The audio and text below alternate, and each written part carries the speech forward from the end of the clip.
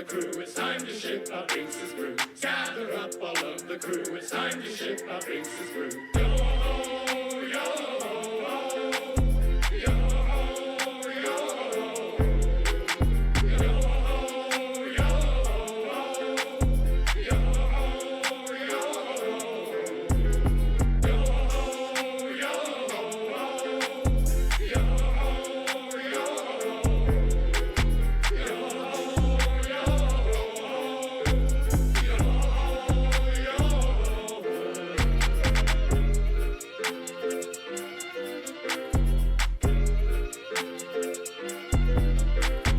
Gather up all of the crew, it's time to ship our Binks' brew. Gather up all of the crew, it's time to ship our Binks' brew. Gather up all of the crew, it's time to ship our Binks' brew. Gather up all of the crew, it's time to ship our Binks' brew. Gather up all of the crew, it's time to ship our Binks' brew. Gather up all of the crew. Gather up all the crew. It's time to ship out Banks' booze. Oh my God. Welcome in. Welcome in. What is up, pirates? Oh my God, bro. How did we get here, man? We are shooting our 5th episode. Let's make some noise. Son, where'd you find this? Well, I'm the only one who can make noise because all the alerts turned off. But that's besides the point. What's up, everybody? How y'all doing today? What up, Shinobi? Guava? Oh my God. Hi, Milani. What up, Black? What's up, Witcher? Breeby. Wow. Oh my God. Welcome in, y'all. Welcome in. I hope y'all having a chill ass. What up, Shinobi? Gang signs everywhere. How y'all feeling, man? Welcome in. Hope y'all having a chill day today. I have one of my homies coming through for the show today, man. And you know what's funny? How many of y'all was actually able to guess who the guest was? Because you know I'm making these things up as I go along, and I'm just like, yo, bro, ain't no way nobody will be able to figure out who my guest is. It's just been so much fun. It's just been so much fun. It brings out the You did? Listen, what was the giveaway? What gave it away? So I'll make sure I don't continue to give it away. Also, hi Jax. Welcome in, y'all. Yeah. I have no idea. Listen, I already knew who it was. Yeah, bro, yeah. Cap. Yeah, I didn't know. When I make these flyers, I'm not sure. When I make those flyers, I go with the mindset of there's like, I give a little hint here and there. There's no way I could have known without, did somebody leak it? Did we have a pirate leak? Wow. Do we have a leak on the ship? Is that what I'm seeing? That picture is one that I see. It was kind of like,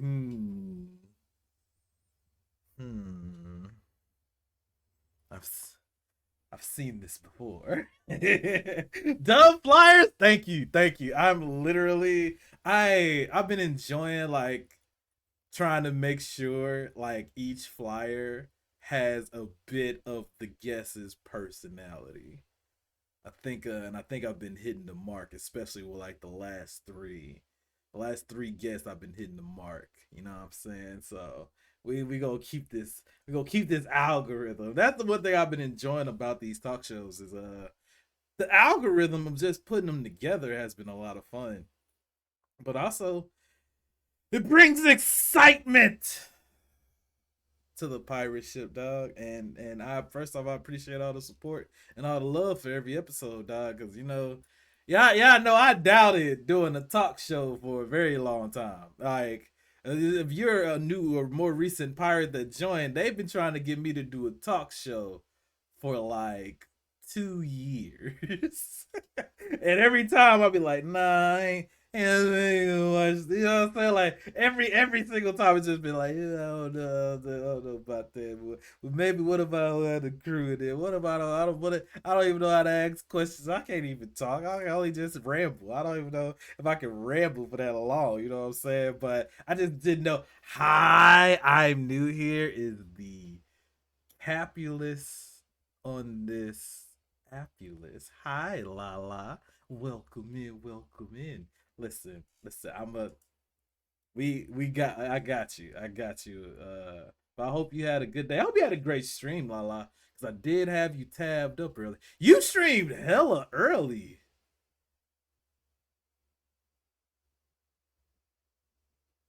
I can't really listen. Like y'all listen to me ramble, but outside of streaming, my rambling skills. It was because I woke up early by accident, and that's because work got me on this schedule, and I can't break it on weekends. I hope you enjoy your time here as a new person. But Faithy said early.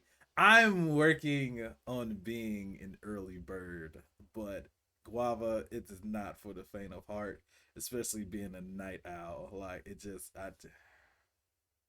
Roger is fairly quiet. Thank you. What up, Zeus? I'm always up early on the weekends. I It depends on how much I drink the day before or how long I stay up. Not necessarily drink, because I actually don't drink a lot, despite popular belief. I can drink, but I don't drink a lot. Like, if I'm not drinking with nobody, I'm not necessarily drinking. But that's besides the point. Hope y'all had a lovely day. Hope y'all having a lovely day. It seems like we got some pretty good weather so far. Question mark. I'm up at 5 a.m. every Saturday, no matter how late I stay up. Oh, that's just built in you. What's up, OG? That's just built in you. I don't really speak much. Yeah, so me and Zeus is just two two mutes hanging out and shit. That's the fun part. No, Tony. Hi, Tony. If a mod is in mod view, can we refund Tony? Tony, I'm sorry, I got like all the alerts turned off. That includes like all the redemptions and stuff. So we gonna give you a refund.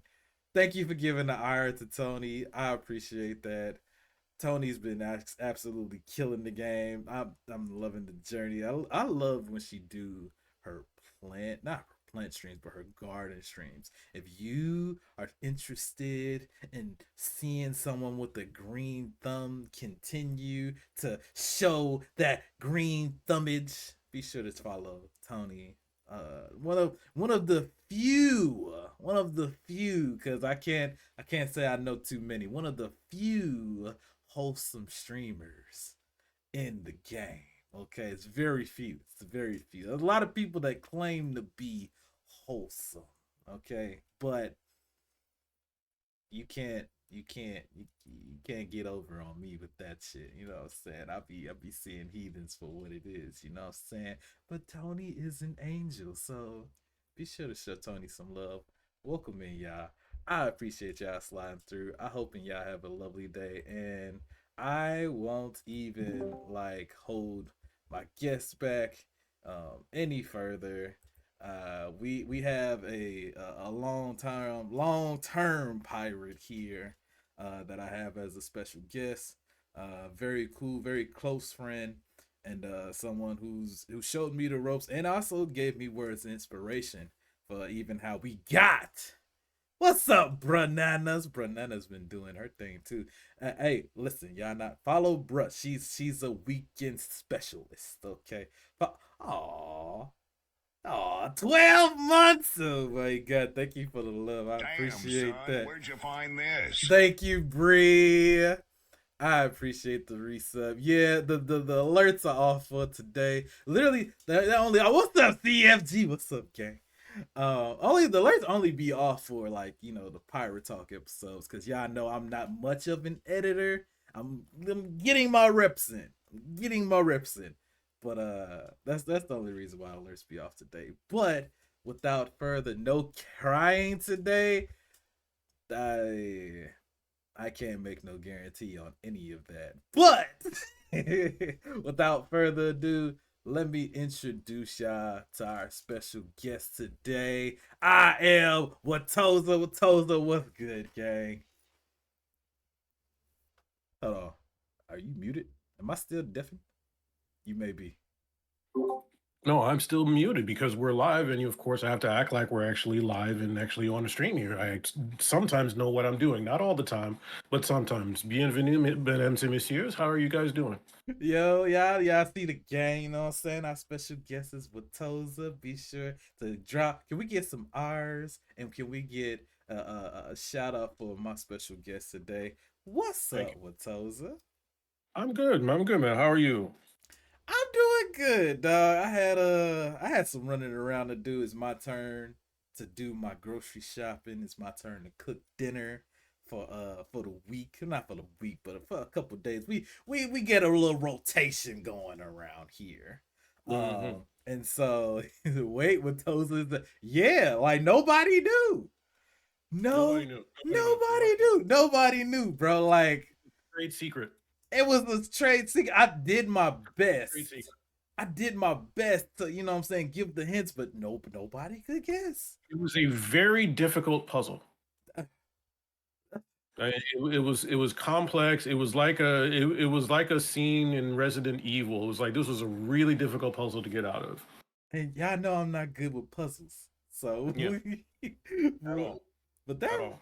that was my day though, man. Like I went grocery shopping, I grabbed me some food because I knew I wasn't gonna have time to cook. I made it back by one. Like one, not even one, like 120. You made good time. You made good time. I made good time, but I ain't give myself enough time to Yeah. Yeah. like fool around and shit. Like I had to come in and get straight to it. What you cooking? I'm making chili. I'm making chili. And I'm trying to like I've been watching like different YouTube videos and you know I'm trying to make my chili special. Okay, I'm trying to make sure when I come across that one, you know what I'm saying, that be like, you can't make chili. Oh, I'm gonna be ready for it. You know what I'm saying? Like that's the type of mentality. I'm getting my reps in. Is all I'm saying. There you But go. There you go. Listen, put the work in because clearly this is going to be a thing of beauty. So when you enjoy food, that's the best thing about food is being able to enjoy it. That's for sure. woo, how you feeling today, dog? And sorry, the best part of this conversation is because we're in Discord and I can't see your live video, I'm seeing your video on delay. So now I'm seeing you spin it up about 8 seconds after you said it, so it's even funnier because now I can experience the taste. Yeah, you did. Listen. This is hilarious. I'm literally like maneuvering Windows so I can have like the full experience, and now it's on delay. This is even better. So now you're gesticulating at different times. This is absolutely hysterical. I love this. I am well, man. I am well.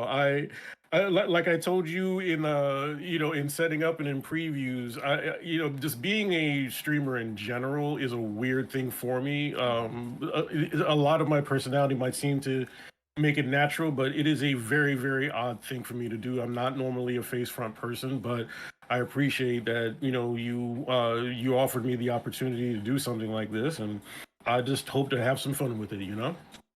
Oh yeah, dog. We definitely gonna have some fun with it, man. Indeed, Um, especially since you have topics. Like, I'm curious now as to what are these topics? Like, what are these things that we're going to discuss? I feel like this is a David Letterman interview. Let's go. hey, I have no movie to promote. I don't do anything. hey. So, I don't know. I forgot to do this earlier. And greetings to everyone in the chat. Thank y'all for coming through. Like, sincere, like real talk. I have never had an empty stream.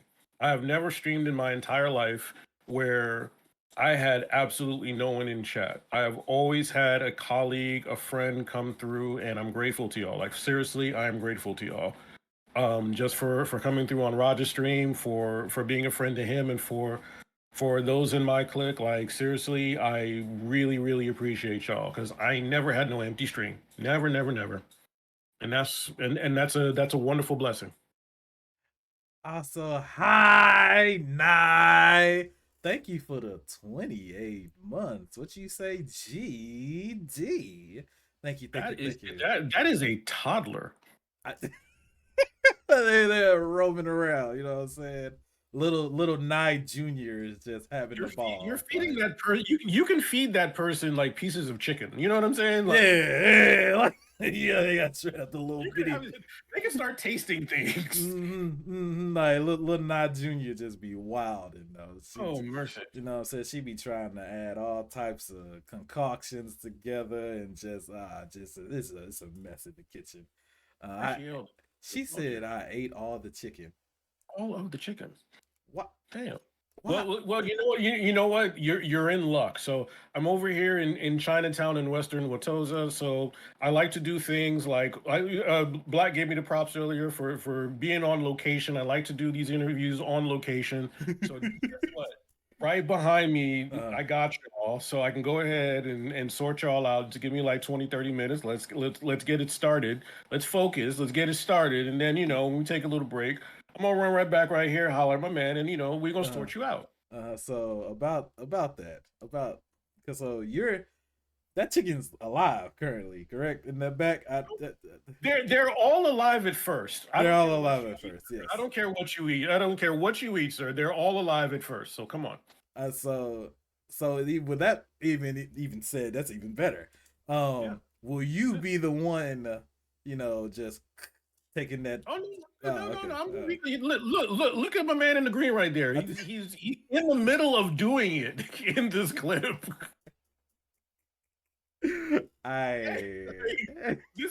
This is what goes on. That's his shop. Look at the meat hanging above. He did this all today. It's fresh. He did this all today. It's okay. Okay. Don't worry about it. Like, it's gonna taste good. Don't worry about it. You ain't never been to an outdoor butchery before? No. This is my first. So this is gonna be like. You've never been to a bazaar. Is that what you're saying? You've never been to a bazaar? The fresh meat is wild. I mean, would you rather you would rather have some fresh meat, right? Like I don't.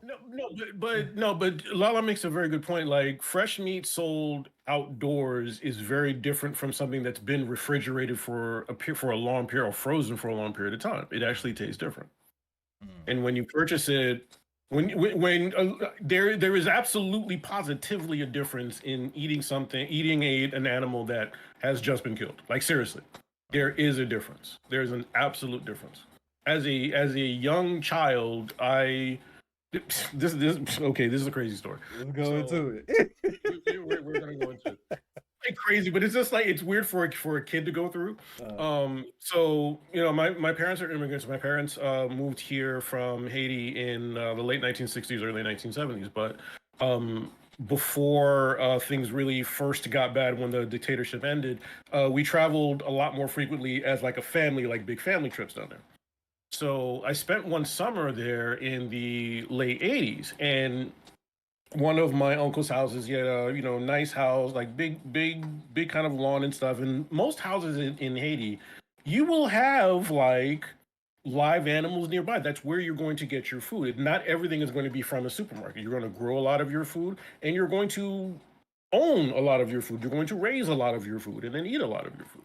So at my uncle's house, where I stayed for like a week or so, or for a couple of weeks, he had chickens. And I think I'm like 8 or 9 years old, and I'm having fun at different times chasing the chickens. And there was one in particular. He had, his red and kind of yellow or darker red and darker feathers. And I would see him for like 2 or 3 days straight, maybe 4 days straight, chasing him around, having fun, doing other things, but every once in a while chasing him around, and I would see him. And one day I ain't see him. And then it was like, hey, it's dinner time. And Roger, you're not gonna believe this, but we had chicken that day. And it was like, wow, he tastes great. Oh my god. He tastes great. Wow. He tastes great. It is a different taste. It is a different taste. You know, when you buy something, you know, when you buy fresh meat like that. Like it's like, okay, how many do you which ones do you want? You want that one, and that one? Okay. And then they go do that. I used to live nearby the Brooklyn Terminal Market, and Brooklyn Terminal Market had, among other things, meat sellers. It was like, oh, you have chicken and fowl and some pigs. Which one? This one, this one, this one. Okay, yeah, this one looks fat. I want that one.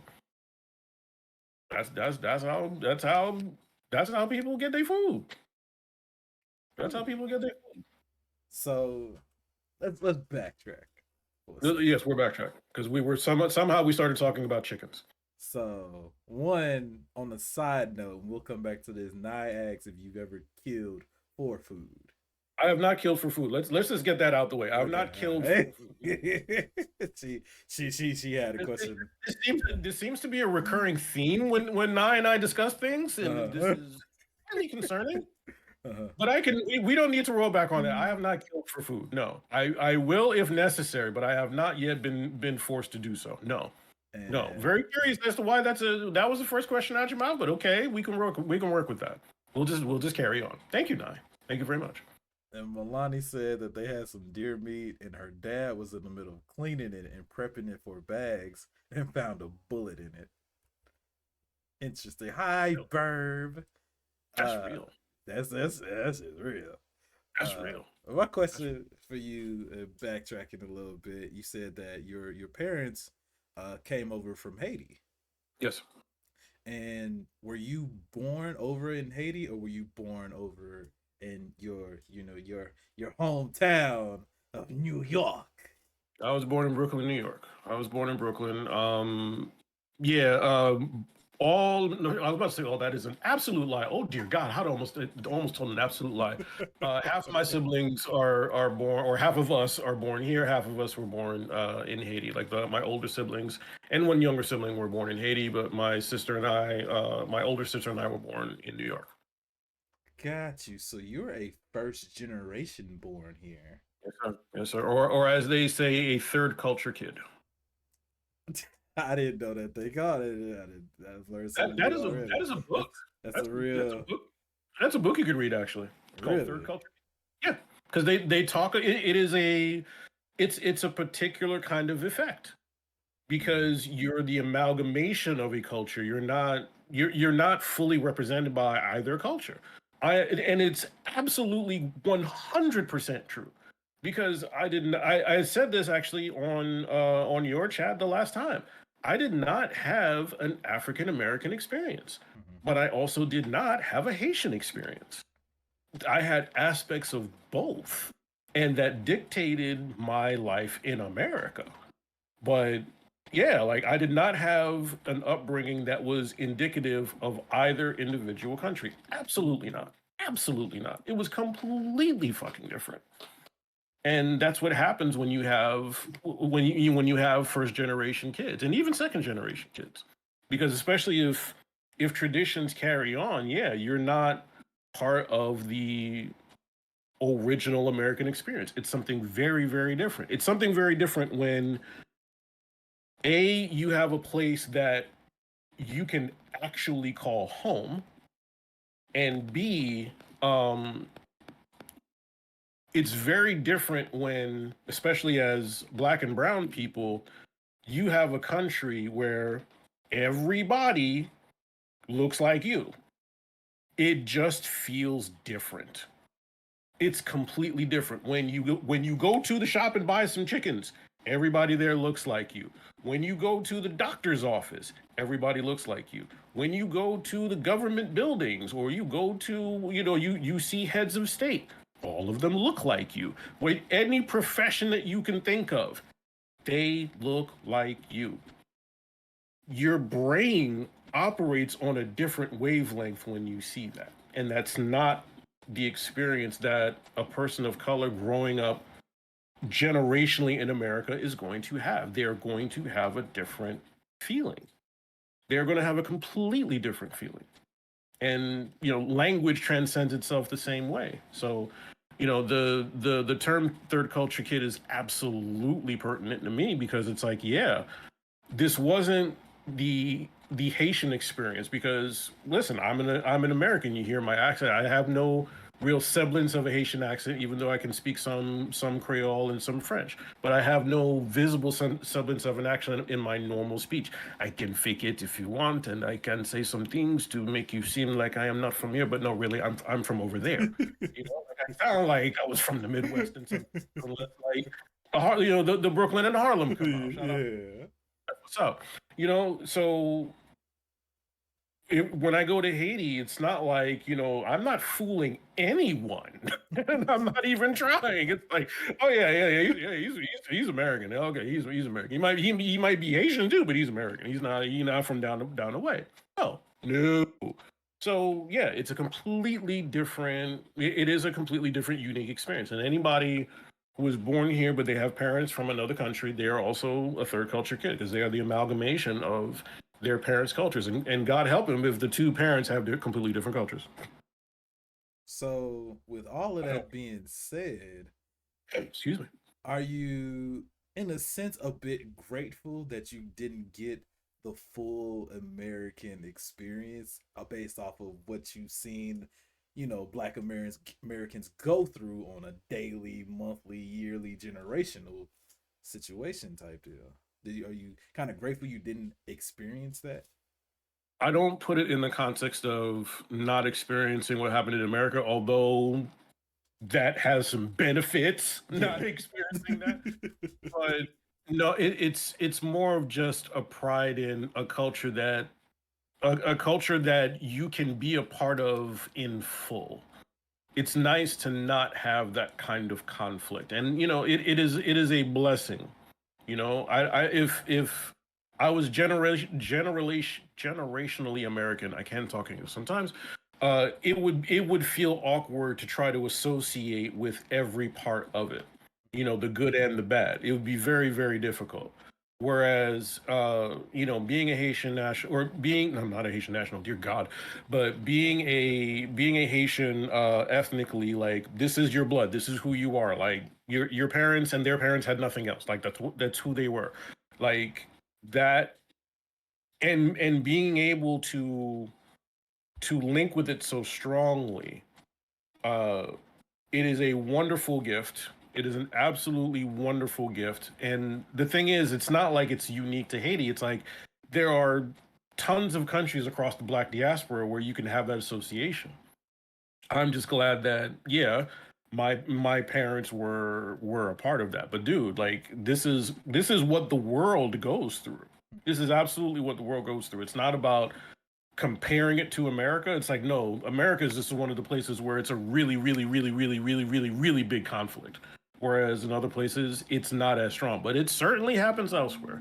Don't get me talking about Brazil. Don't get me talking about Argentina. Don't get me talking about some of these countries where, yeah, you have. Don't get me talking about England, where you have people getting together, and yeah, it's the pride in the nation is not as strong. The strong pride in the nation is not as strong. I don't compare it to others. I'm grateful to have what I have. Got you. Hey y'all, this is y'all first time tuning in for the Pirate Talk episode. I got my boy Watoza, and Damn, son, where'd you find this? And we chilling, talking about, what I'm saying, his experience growing up. And how low key is so relatable. I'm not sure if you looked in chat, but first off, Burb, you're good. When you typed in 9, I thought you were calling us nines, like, giving us a 9 out of 10. You know what I'm saying? I'll take a 9. You know what I'm saying? I cut my hair today. I'll take a 9. You know what I'm saying? With the tan line and all that. He actually looked like he knows what he was doing, and he got prepared for everything. Like, no, like, so, we appreciate being called 9s around here. I ain't even gonna take that. I normally don't get called a 9. Thank you. I normally don't get called a 9 in any way. So thank you, Verb. Sometimes a 9 out of 100. That's about it. I'm same boat. Same boat. My I'm doing, father. I'm doing costume changes, by the way. Like I'm totally doing costume changes. Go ahead. Oh no, you good. Burb said my father. Multiple jerseys all day long. No, it's all good. Yes, we talk about Haiti. I had to make sure I show you all the Haitian national jersey. I'm going to make sure y'all see that. Let's fucking go.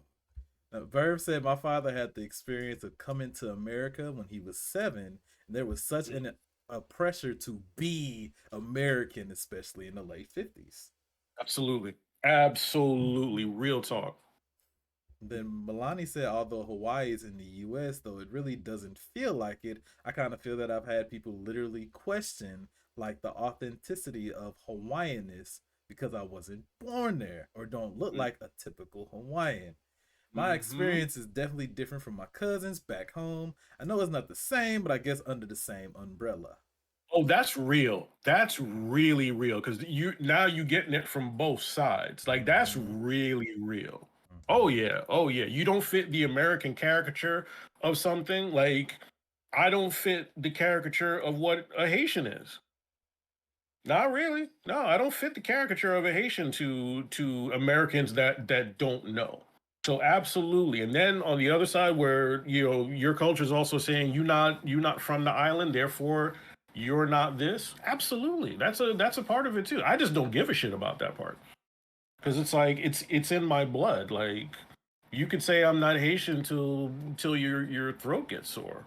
I'm Haitian.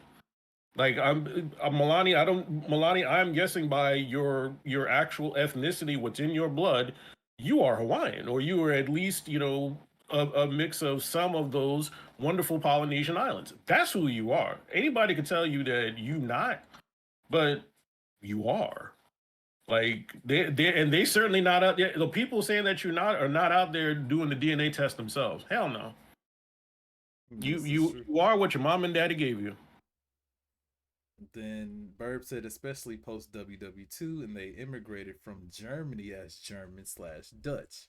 Dad showed up to school in Lederhosen and Lederhosen and knit clothes because that's what they had. I feel like the immigration experience is so different, especially depending on where you come from and where you land. Mm-hmm.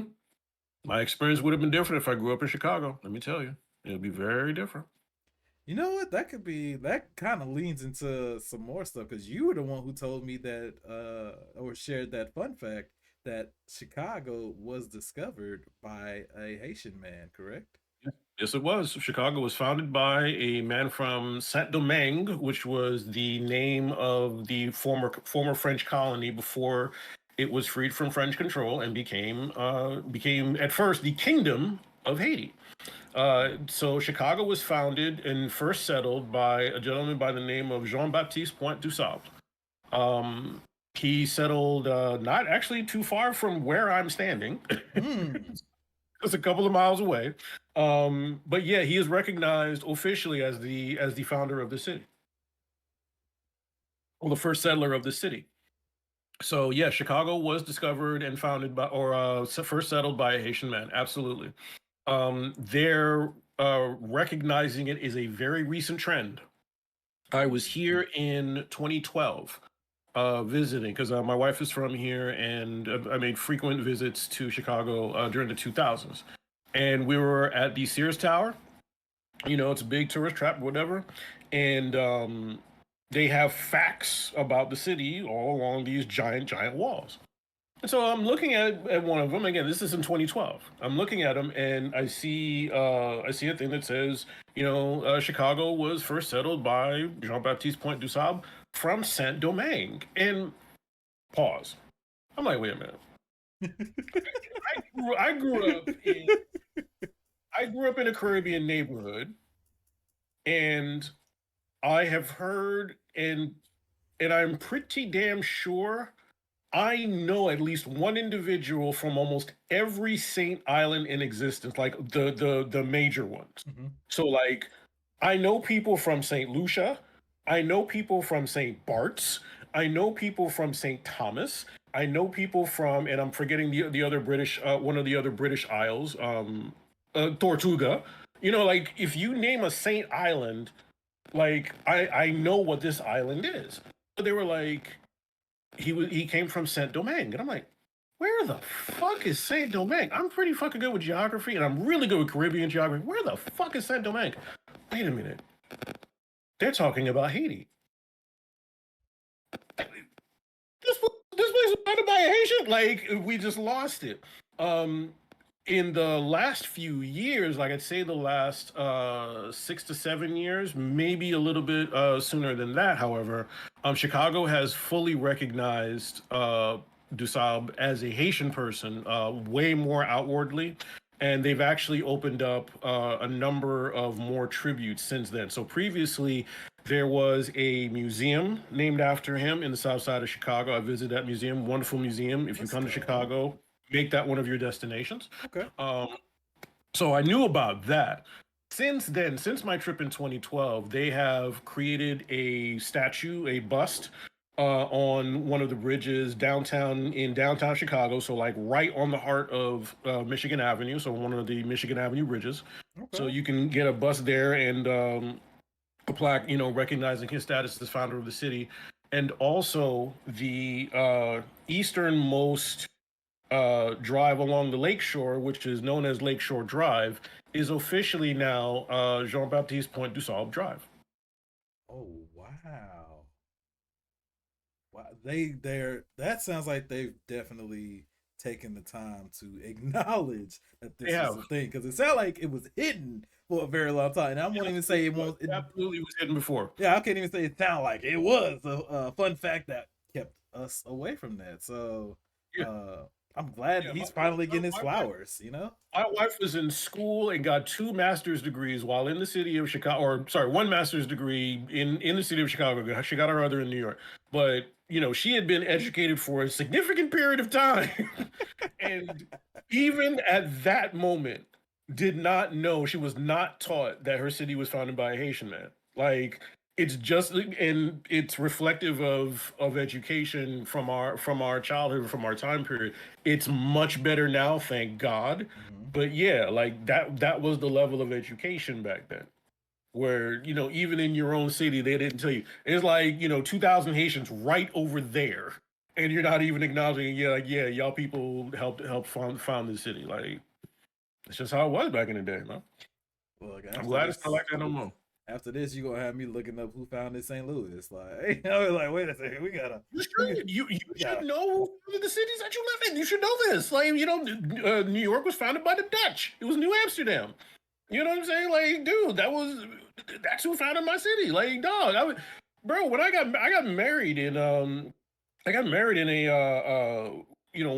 in City Hall in New York, and not City Hall specifically, but like a marriage, like they have these marriage depots that are run by the city.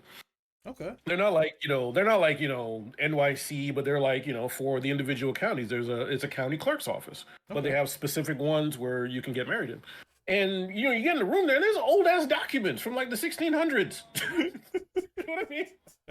You should know what this is. Like, you should know what this is. You should know about your city. You should go to anybody. I don't care where you live in that. You should go to a museum in your city, learn about the history of the city, find out who founded it, find out who ran the shit, find out who the richest person was. If you can find all that in the same place, great. But you should know things about your city. Like, civilization is human civilization is absolutely fascinating. Y'all are some crazy motherfuckers. But it's also y'all should know who founded your city, man.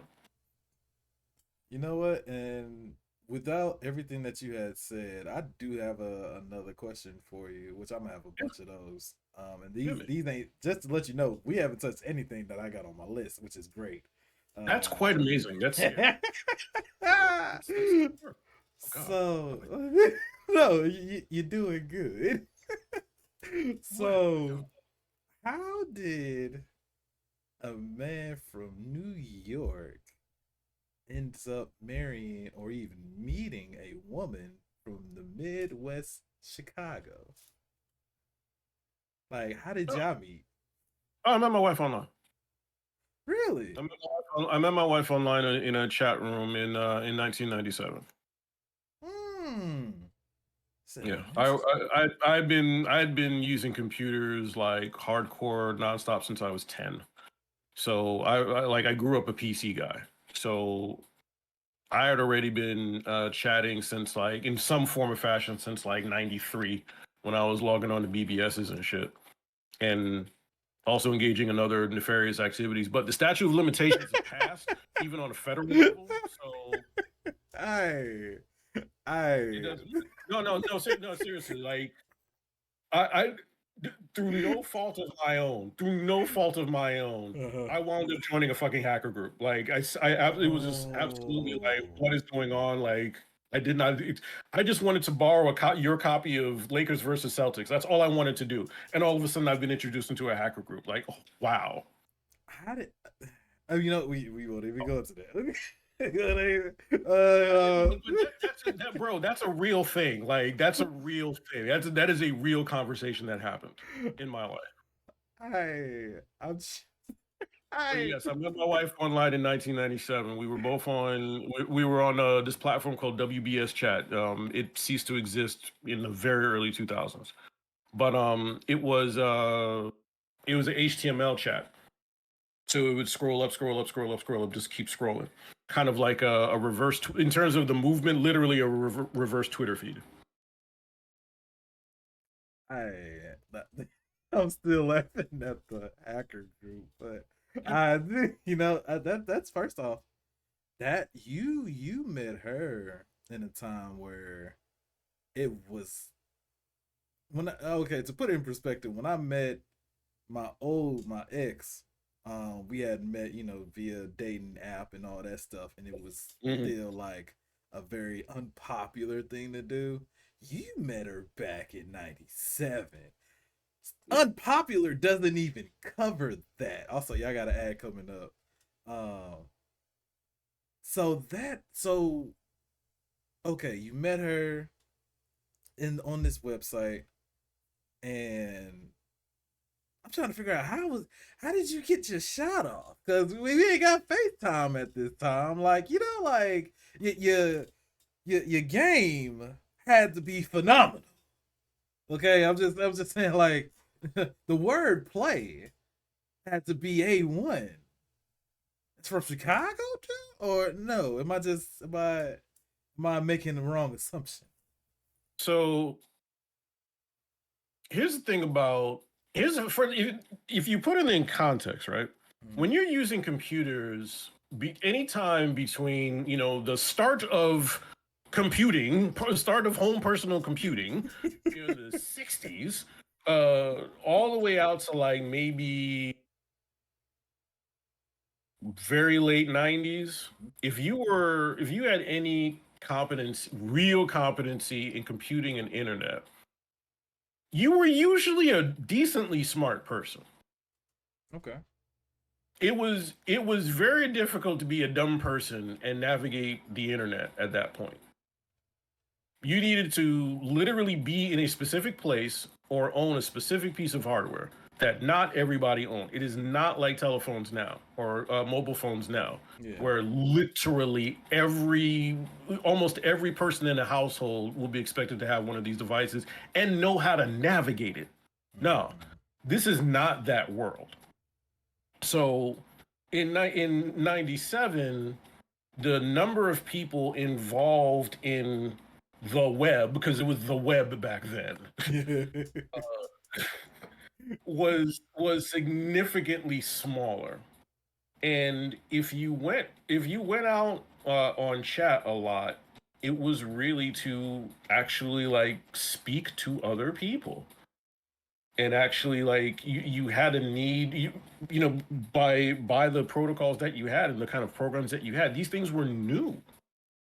This wasn't something that, like, we're very used to the concept of chat now. Like, my son is 8, and he has the complete expectation that if he turns on certain games, he can potentially be talking to someone in Australia.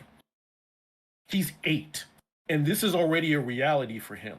I need you to turn the clock back to a time where that itself was not something that everybody even could conceive, much less have in the palm of their hands. And they didn't have it in the palm of their hands. Again, you had to go to a place, or you had to own a specific piece of hardware and then tap into this. It was a very different experience. So if you went through the trouble of even trying, yeah, you also wanted to interact with people, kind of like us as streamers. The way that we interact now, it's just the protocol is different. But that's really what it was. It's just, hey, our proficiency got us here. We want to communicate. We want to.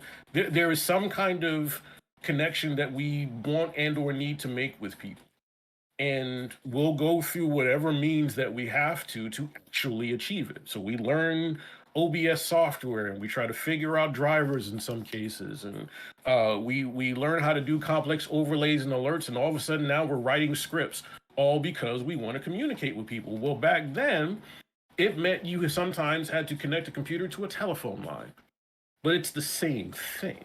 So it's not as wild as not you, but like as people sometimes will make you want to believe. It's like, no, we're doing the same thing now. We're doing the same thing now. It's just how you did it was different. If that makes any sense. No, that makes sense. Look at those modem noises. Play those modem. Yeah, I should make that an alert. Oh, modem noises. Oh dear God! Like there were some really cool things about it back in the day, but that was not one of the cool things about back in the day. Like seriously, somebody could pick up the house phone, and all of a sudden you are no longer on the internet. It's dead. Your shit has been cut. Even having those two together, it's just a wild concept. Yep. I remember where I was like, bro, I gotta get on the internet. My experience was like Bebo and MySpace and all that, but I didn't have a computer. I could only access this stuff when I went to my aunt's house. Like as though so you had to go somewhere. Had to go to And then it's wild.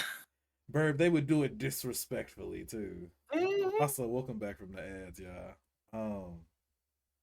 Cool. So with that, through the ads, that's hysterical. They're all through the ads. Hey, we gotta pay the bills around here. That was all through the ads. That's hysterical. That whole story was all through the ads. My dissertation on how like old school HTML chat rooms are the same thing as fucking Discord today. Y'all just got the good shit. The real good shit now. Boy, now it's just a regular part of my day where I hop in Discord and just what y'all doing, and then people from all around the world just hanging out. Like it's a all world. But we still live in a world where that is still in itself, I ain't gonna say odd, but it still feels impossible to some people who are not in these industries. It certainly does. I at least have come to accept that it's happening. The communication with randoms is happening a lot more frequently than even I realized, just with like other means of communications, like stuff like and I can't remember the name of the program. There's a lot of those language programs where if you want to speak to someone of a different language, y'all know what I'm talking about. I just don't know the brand name of one of them, but yeah, like okay, this dude in Kansas is gonna all of a sudden at the press of a button speak to somebody in Chile, and they're gonna attempt to have a conversation in Spanish. It's like, wow, like once I saw that was happening, and like it was happening frequently enough that people were recording it and playing it not just for themselves but for the benefit of others, it was like, okay, this is happening a lot more often than I thought, and that's fantastic. Because that means that when people can understand each other, people can understand each other, and that's a wonderful thing. I know it has a lot of different names. I just call it Google Translate. No, it's not Google Translate. It's like literally it's like a Duolingo, but one of the features is if you if you're like in your own life, let's say you're practicing. I'm trying to think of let's say you're practicing French. Fuck it. Let's say you're practicing French. All right, so you're practicing French, practicing French. It also has a social media component where you can video chat someone who speaks French, and me, as a French speaker, I can make myself available on the app during certain time windows where my phone is going to randomly ring. I'm going to hit the button, and I'm going to be facing a stranger, and he and I, or they and I, are going to attempt to have a conversation in French. Just off the like, as soon as I pick up, like, bonjour, comment allez-vous? Like, let's go. You know, and this is a completely side note, and this is just how my goofy mind works. That app kind of sounds like whoever created it may have gotten the idea from, you know how maybe early 2000s, you know, you hit a certain time on television where they'll run some particular type of ads. I'm talking between 1 and 4 a.m. where you can call the number and chat up with a young lady on the phone. And some of the greatest innovations in technology and in socialism were given to us by porn. Yeah, the spicy Porn absolutely settled the VHS versus Betamax debate. Yeah. Like porn gave us. Did porn give us 3D before we had 3D, or no? Porn gave us DVD before we had DVD. I remember porn bootlegs. And you know why? Because porn did it first. They were like, dude, you can fit so much shit on this disc. This is crazy. That was the whole thing. They were the ones to fill it up. Like movies couldn't convince people at the start to buy like big ones. They bought the laser disc. That's right. They bought the laser discs. You ever see a fucking laser disc? Have you ever seen a real laser disc? I've not seen one like in front of me though. It's huge. It is. I have no. Wait. Actually, I might have something that potentially matches the size of it. Wait. This is legitimately. This is legit. Unfortunately, the green screen. That was a terrible idea. Terrible idea. I got a glimpse of it. If you Google it, it's embarrassingly huge. We had the original Star Wars trilogy on Laserdisc. Really? You still that was and that in particular was a big seller. That was a big seller. No, I never owned a laser disc. I never owned a laser disc player. I did not know that many people that had one. The amount of disc was absurd. It really was. It really was. You man, can I pull up and share one of these so you can see?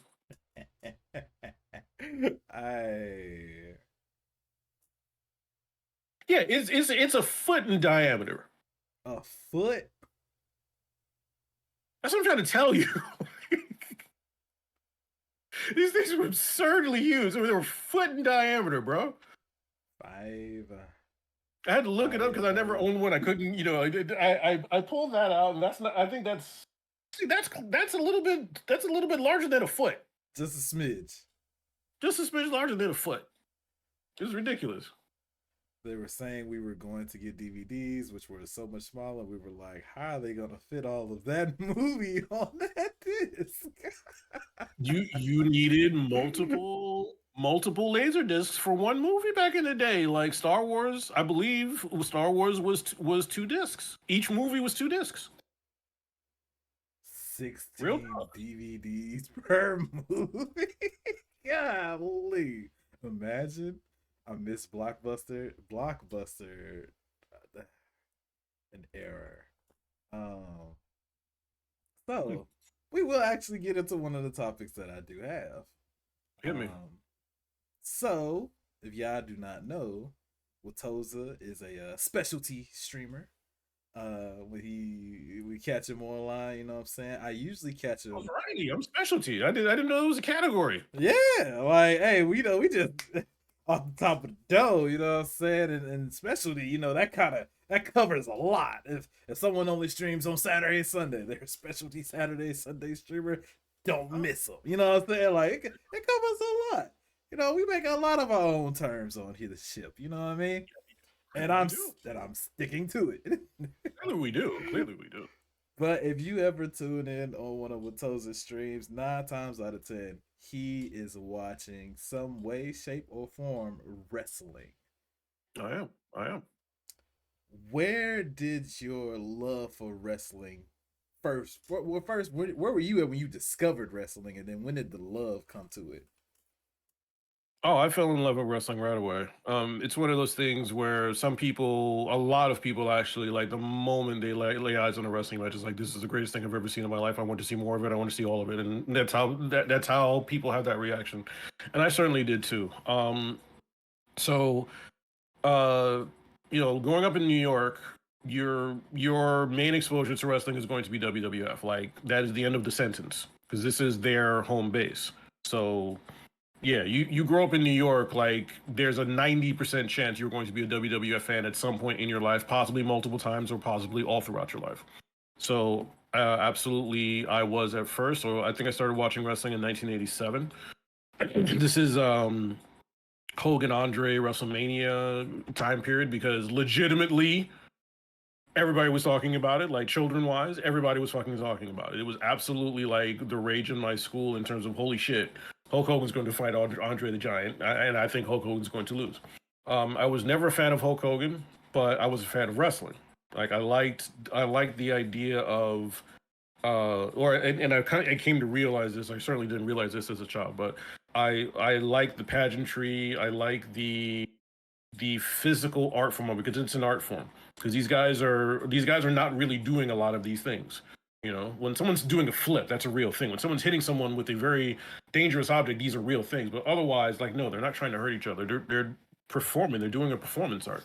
And the same way that a lot of people they see a play and they just see something incredible, and it's like it's just wonderful to their eyes.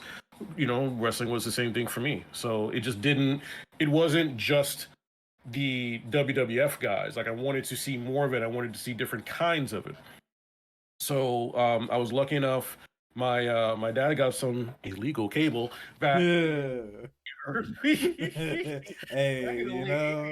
80s. I was saying early 90s, but it was really like late 80s. You guys got some illegal cable. Yeah. Now I'll say this. I'll say this. Our part of Brooklyn had a monopoly on, or there was a monopoly on cable providers, and they at that time they did not service our area. So this, Ah. so this was a hybrid solution because this was not an option for us, or at least that's what my parents told me, and that's the story I'm sticking to it. Uh-huh. So when I got cable, that's when I first watched NWA on Superstation TBS. That's when I got hooked because NWA back then was it was just a different kind, more realistic. They still had the pageantry, but every match seemed more like a fight. Every match seemed more like a fight. So yeah, like that's what really hooked me getting into the NWA, WCW, whatever you want to call it, and seeing other organizations that there were. So I was buying magazines, watching different shows, and um, the fandom just kept growing since then. Getting to college, or sorry, being on the internet as early as I was, what you did or what I did, I don't know what other people did, but I would try to find things that was associated with what I liked, and I focused on wrestling at the very beginning. So, for if you've ever heard of Usenet, so what the internet used to be, when you're talking like 80s and 90s internet, outside of the AOL and CompuServe kind of dial-in services, you had existing services that kind of had these topics that were drilled down menus called Usenet back in the day. Okay. And I actually joined a fantasy wrestling Usenet group. And I started meeting people from all over the fucking planet on that shit. It was awesome. There were awards and everything, and we sat out and we wrote out all these crazy wrestling cards and created these wrestling characters. It was absolutely awesome. So I got to express my love of wrestling in so many different ways, be creative with it, and have fun with it. Very similar to what people are now doing on WWE 2K. So I got to do that, and then I got into again the need, it was like crack, needed more. The need for more wrestling.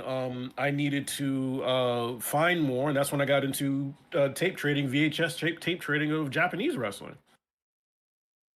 Okay. And that turned into a big old hobby, and that was actually the big motivator for wanting to become a streamer, because I saw I was on Instagram and I saw two ads, or two particular IGs. Well, rewind for a second. I had been on Twitch in terms of like a user, like way back. Like I want to say, I think it was 2017 or 2018, strictly to watch Japanese Street Fighter 3 tournaments. And we cannot sign off without talking about top 5 best fighting games. We have to have this discussion. Got you. But I signed up. That's why I used IamWatoza. That it's an email of mine, and so I just used that to create the account. So I have not changed the account since that was first founded. But I was on Twitch then, but it never occurred to me to actually stream, because I'm not that good at video games. Like, I'm not that good at video games where it's like, no, you don't want to watch me play. What the fuck are you talking about? Like, it never occurred to me. So I'm on Instagram and I saw a channel called the Church of Joshi. And in fact, I will I'll put their @ in the chat, because I actually want y'all to follow them. Shout outs to them. Love the origin, you know what I'm saying?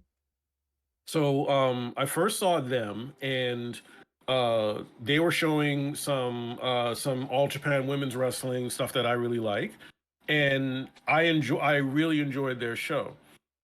After now that I've plugged into them, the algorithm starts changing and starts showing me other Twitch streamers, and it hooked me up with another dude, an absolutely amazing individual, Big Willie Isms. Let me put him in as well. So I got onto Big Willie's, and his hype is through the roof. His energy is wonderful. This brother is an absolutely amazing streamer. He doesn't stream as often as he used to, but during that time he was on a roll. He was weekly and like almost full-time streaming for a period of time.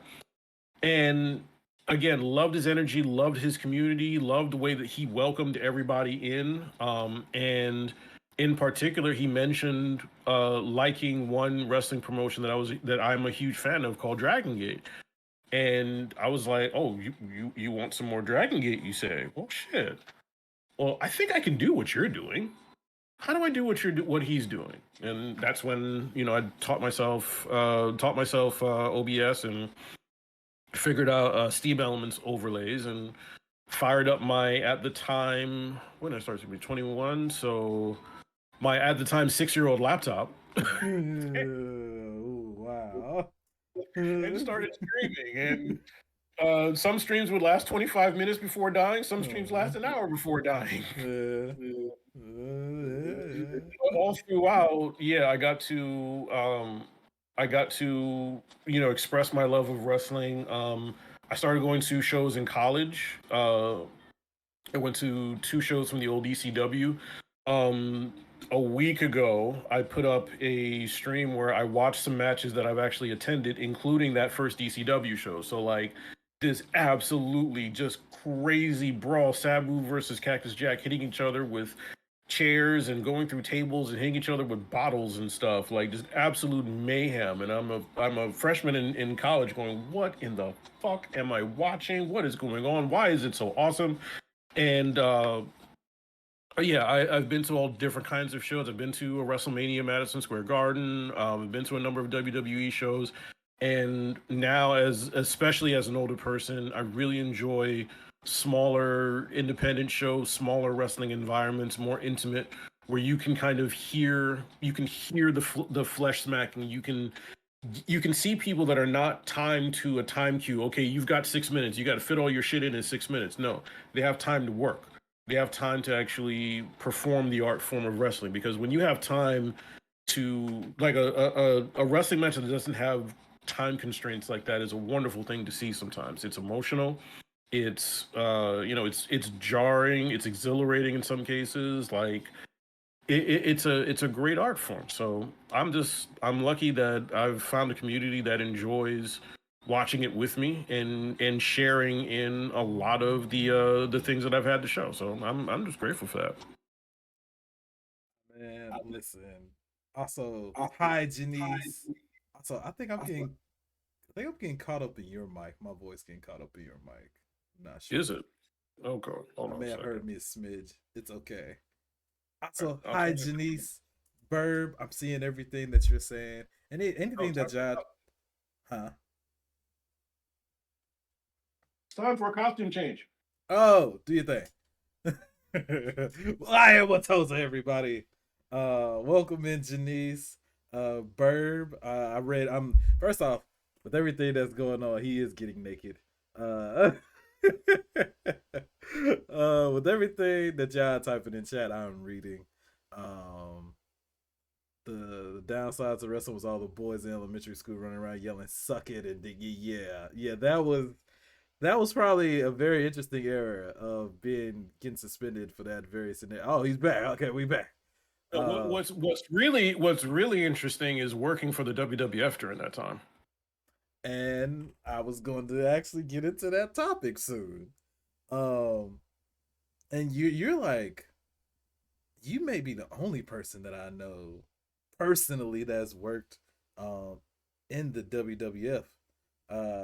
On a side note, I got a homie. I gotta send you his name. Who's getting into wrestling? Well, not getting into. He is wrestling. He's part of the tag team. I believe Oh, his name was Marcus Muncherson. okay.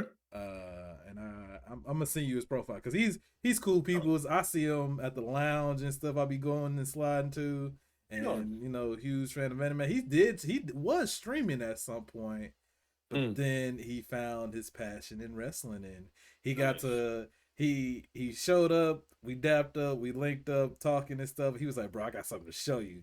And I was like, "Oh, okay, all right. Let me see what you got." He left, went to his car, which first off, that's never a good saying it out loud. Now it's like, "Bro, I got something to show you. I can send the car though." It could go in a number of different ways. It could go in a number of different ways. That's in the truck. It's in the truck, bro. I got. He could be selling something. He could be selling chickens. But just now, how you say something out loud, you be like, that doesn't sound good in no way, shape, or form. But either way, Little sus.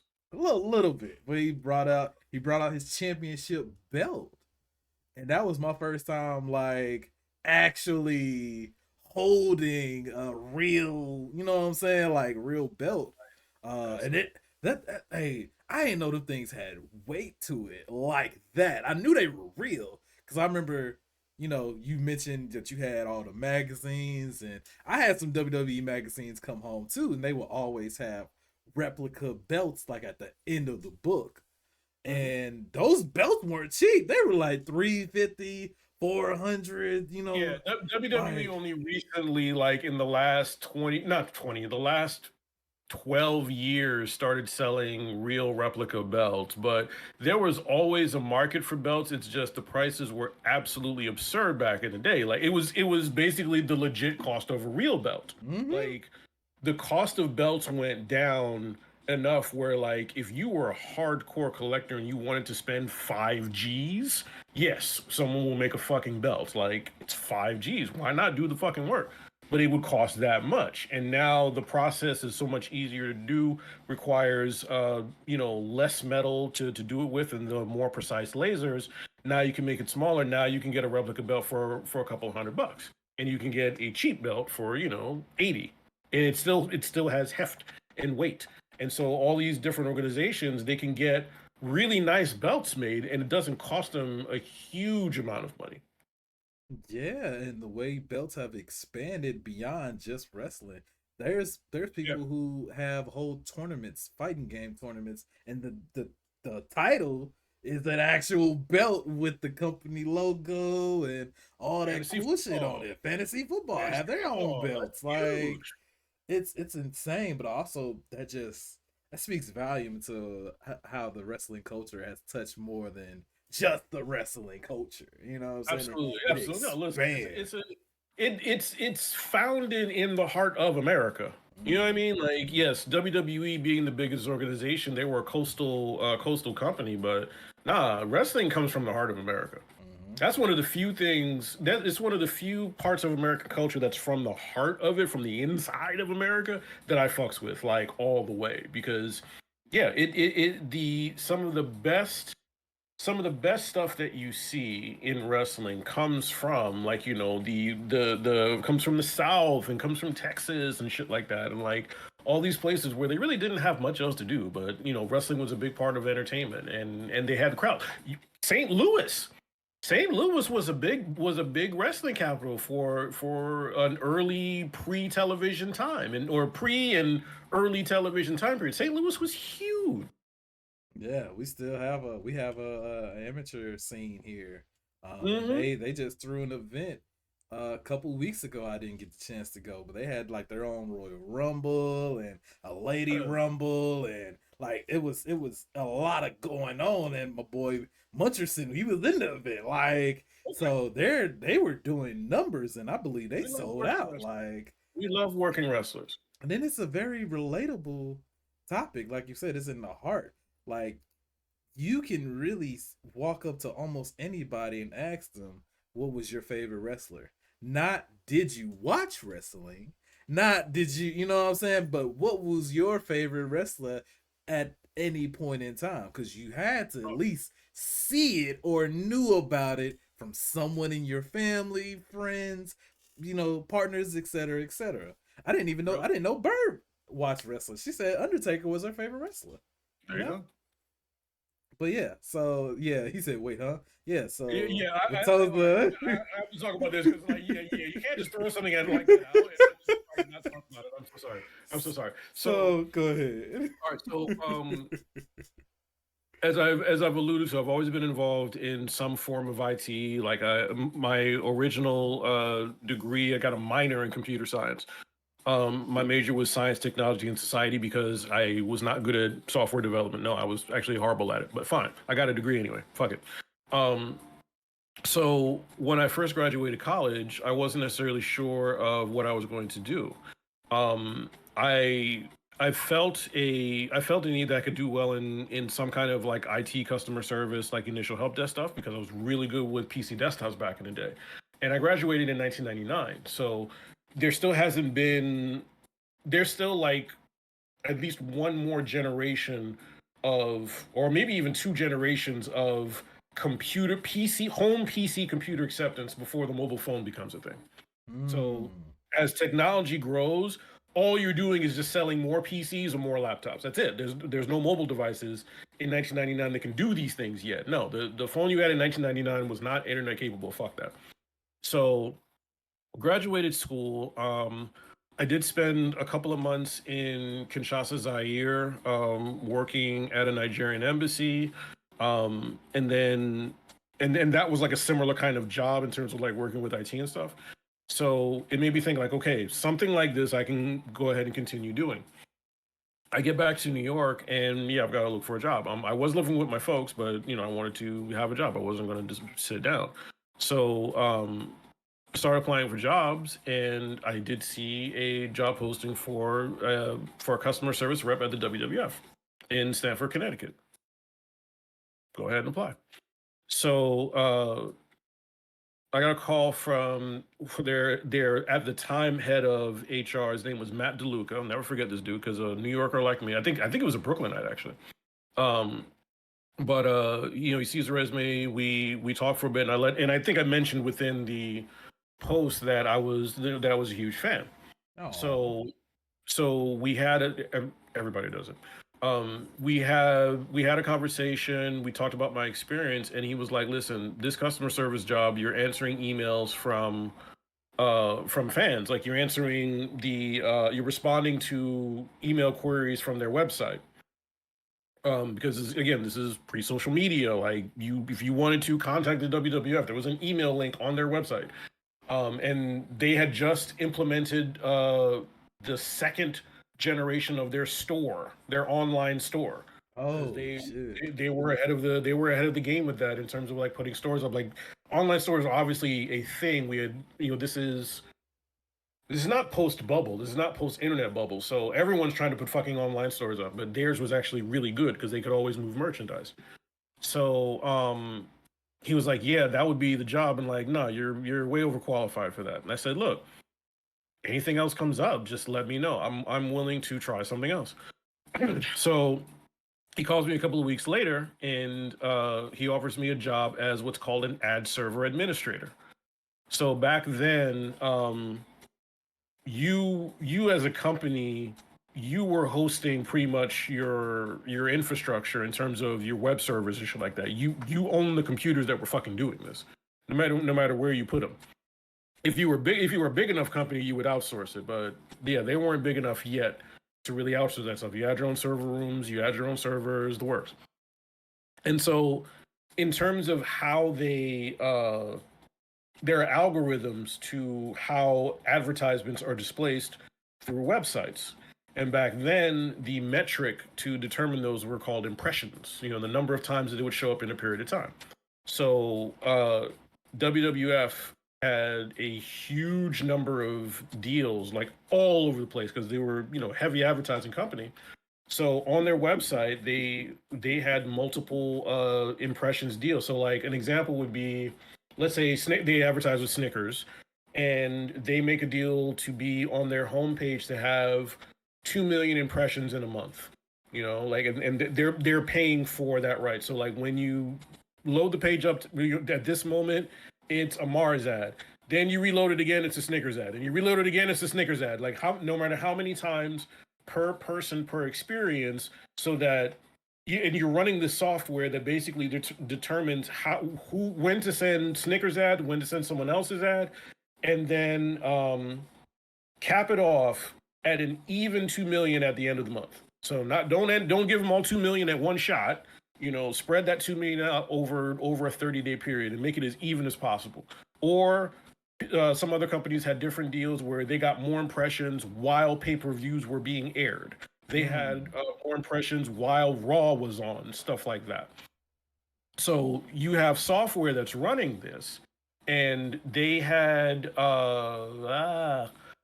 I forgot, we were using, because I know we were doing Perl scripting, but there was another platform that they were on. But without getting into inside baseball, basically he thought that through my computer aptitude, I would be interested in this, and I would go ahead and learn this. So I said, screw it, I'll go ahead and take the job. I took the job, and I started working out of the Stamford, Connecticut office. So I lived at the time in Eastern Brooklyn, East Flatbush, Brooklyn. Okay. Commuting to Stamford, Connecticut, back then was taking around 90 minutes each day. Or 90 minutes each way. Excuse me, this is not probably 90 minutes each way. And I did not own a car. I actually did not know how to drive back then.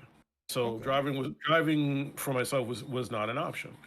So it was a long commute. It was rough.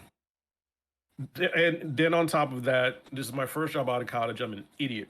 So I'm still partying. I haven't got all my partying out.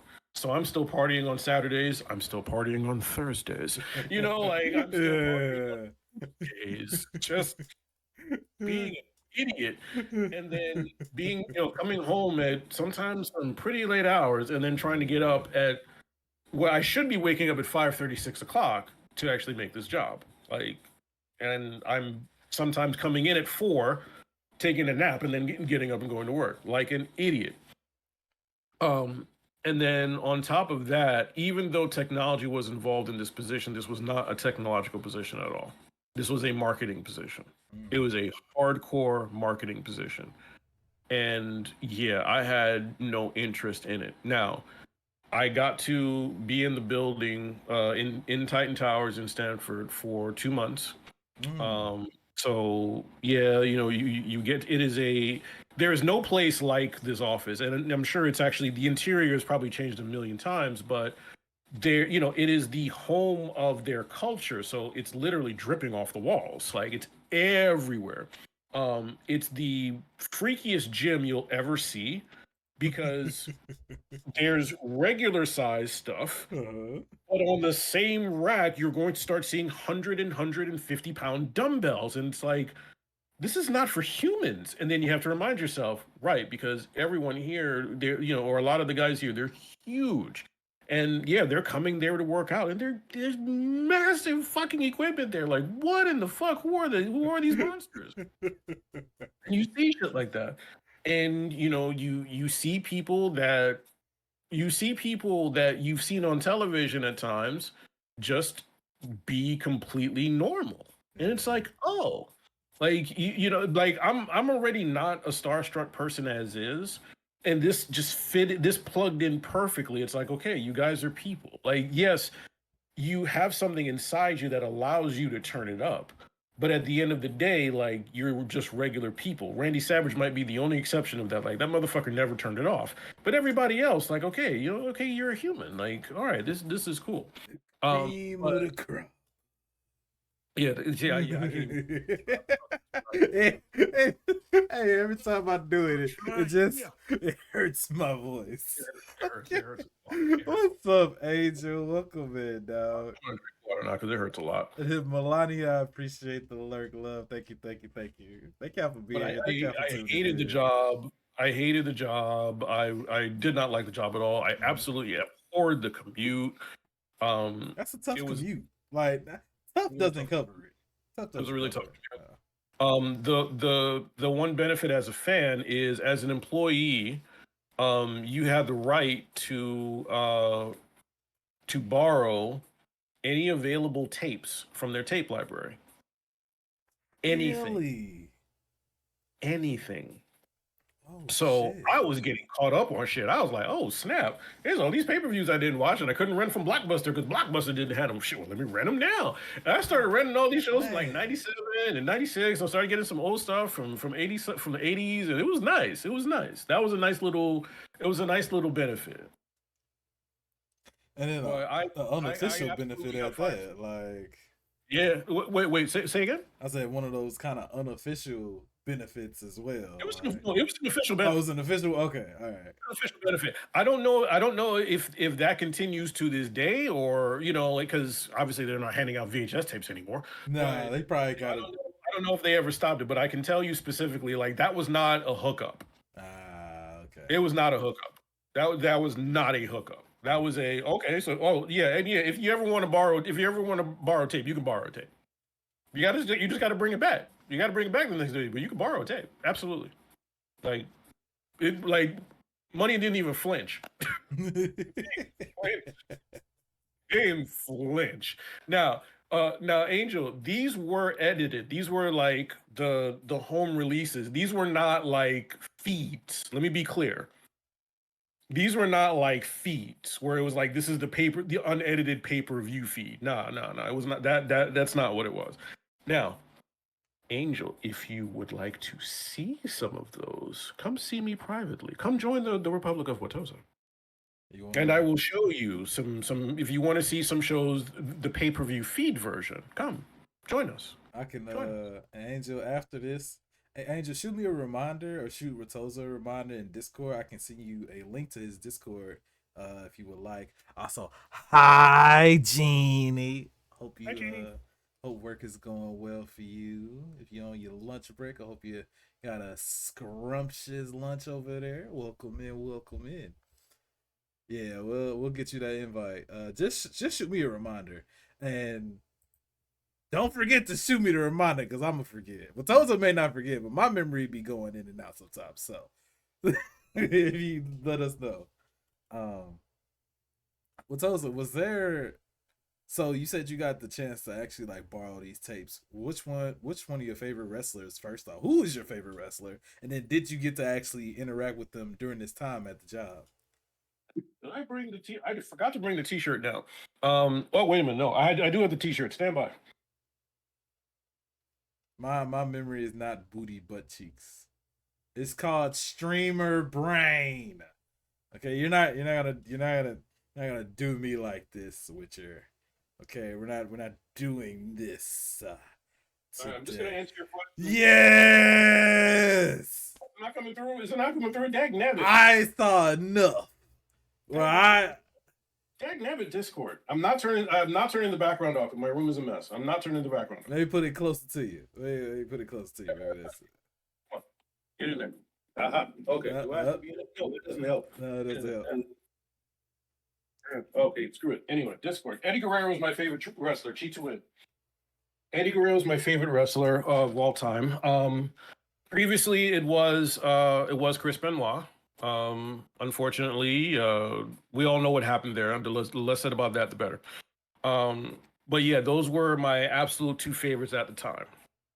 So yeah, it's those two. No one has come close to replacing those two in terms of favorites. Like, there's a lot of guys that I like. Mhm. There's a lot of guys that I like. There's a lot of women wrestlers that I like. But if you're asking me who are my favorites, those are my favorites. Oh man, Eddie Guerrero is my favorite too, dog. Like, I'll throw Ray in there, too. Ray is absolutely sensational. Oh man, Ray and he's pulling a huge moment of being able to wrestle with his son. Like, Has real heat. Like, can I just pause? Because I have not talked about this publicly. Can I just pause and acknowledge that Ray's son is getting real fucking heat? Like, the whole building, and it's a big building, is like, bro, shut the fuck up. That is wonderful heat. I love heels. So when I see a heel getting that kind of reaction, I absolutely love it. Like, and the fact that it's Ray's son. So like, Ray gets the opposite effect. He gets a whole building absolutely cheering for him. And I've seen this. I had because during that time when I was watching wrestling, like, I saw Eddie and Ray when they started. You understand? man. I got to see their early shit. Like, I thought Ray was a child. That's how small that motherfucker was back then. I thought he was a child.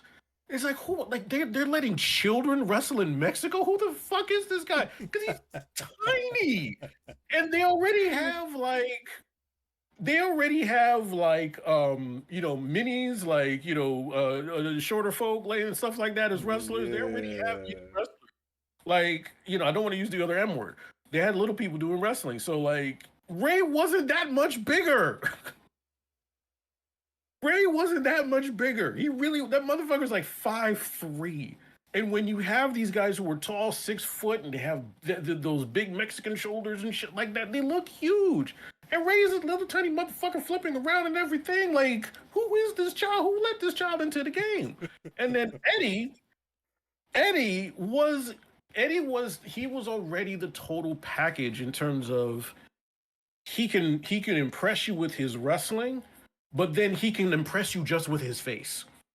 Just the fact that, like, okay, some good guy is pissing him off, and you see the emotions, the range of emotions that he goes through, and someone has to calm him down. His partner has to calm him down. Like, so okay, so since you're an Eddie fan, for instance, have you seen the match with him? Like, have you ever seen any of Eddie's matches in Mexico? Period. No, that's the first question. I did not get the chance to. No. So we need to make a time. It could be on Discord, it could be on stream, where we need to watch one of the best matches of the decade and potentially like multiple decades of Eddie Guerrero and his partner Love Machine against El Hijo de Santo y Octagon. It's a tag team match where the losing team has to either shave their heads or remove their masks. It's I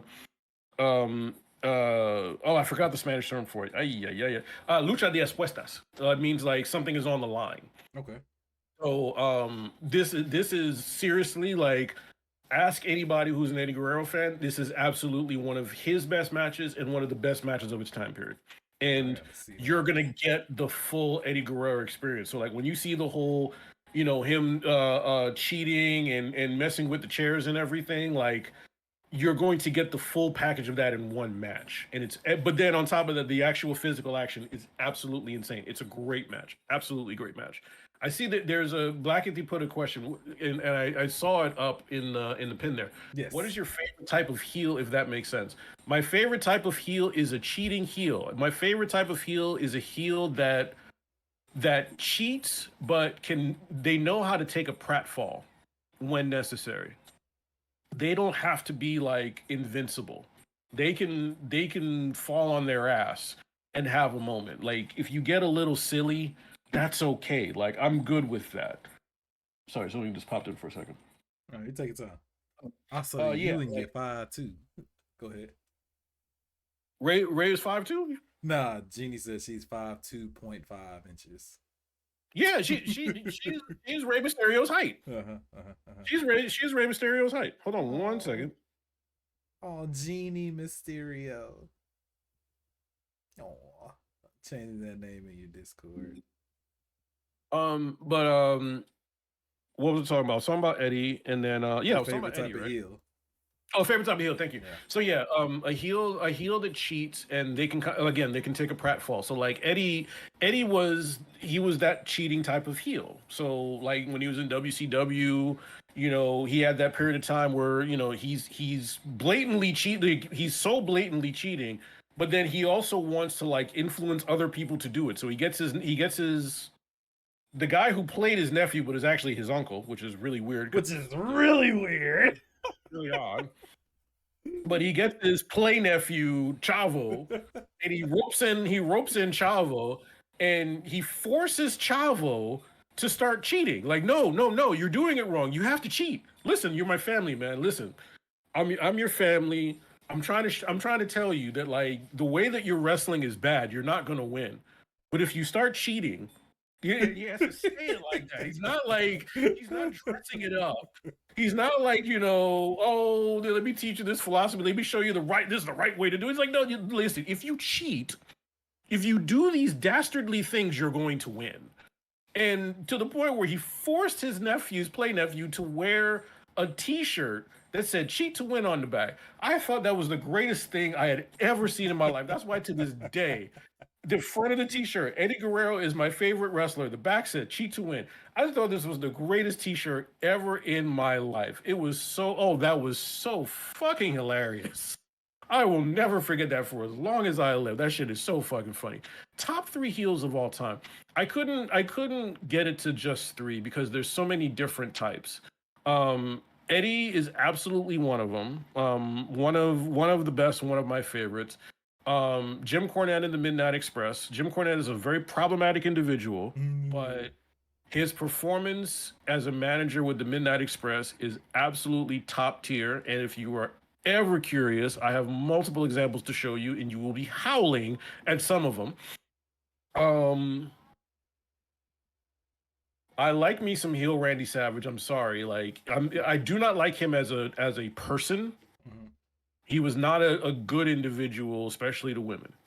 So I have to recognize and acknowledge that. As a wrestling performer and as someone who was unable to turn off the personality, he was absolutely fantastic. But yeah, he's a shitty human being, unfortunately. And I wouldn't need to, I don't want to take up lots of time, but I would need a 10 list rather than a 3. I would need a 10 list because there are guys that it wasn't like their whole careers that they were heels, but at the times where they were heels, they were really good. Okay, Finn Balor. Some of y'all didn't see Finn Balor in Japan as a heel. That dude was nasty because he absolutely had the ring work, but the dude is handsome. He's fit. And in Japan, they took advantage of it. That motherfucker had an Armani contract in Japan. He was wearing Armani labeled tights. You don't just wear a fucking brand name like that when you're working for a major company like that. Nah. That's right, Angel, the real rock and roller. That was his nickname back in the day in Japan. All this, when you see Bullet Club, you go and thank Finn Balor. There's no Bullet Club unless Finn Balor has the swag. You feel me? Yes, Watoza was doing outfit changes. Yeah, he's doing outfit changes. What I wanted to do is express, because There's a lot of topics I could spend a lot of time talking about, and football is one of them. Like I love sports, but football and sports and football I love as a whole. I wore the New York shirt because I want y'all to know that's where I'm from. I'm New York till the day I die. I'm also Haitian to the day I die. I wanted you to see the Haitian national jersey shirt for real. And I want to, share my two football passions: Liverpool Football Club and Olympique de Marseille. Um, I don't know if we're gonna have like full time to talk about football. Although I always tell people I can teach you everything you need to learn about football in 30 minutes flat, and you can time it. I can teach you everything you need to know about football in 30 minutes. Um, so like easily, because football it's a little more complicated in terms of like how it's structured. It's a little more complicated than what we're used to in life, but like no, it doesn't take that long to learn it at all. It doesn't take that long. I could 30 minutes. I'll have the whole thing make sense to you in 30 minutes. But we can talk about that another day. No, you good. You actually doing great. Because we only touched one of my topics, so we were doing great. Well, you tell me where you want to go. You tell me where you want to go. I actually have sports on my list. Oh, But before we get into sports, because we'll probably close in on the sports thing. I said sports thing, but the sports topic. For everybody who hasn't tuned in to a Watoza stream, occasionally you have a special guest of your own come through and hang out with you on your streams. And my question for you: has this special guest always been a part of your streams, or is it more so as they've gotten older, where you can have those type of conversations on stream and feel confident in them? It certainly wasn't intended. Like when I first started, I only started streaming to share my pro wrestling collection because at the time, especially, a lot of it wasn't easily available. In some cases, none of it was available. So that was my number one original intent, was just to share wrestling with others. But seeing people talk and react to wrestling, that became fun.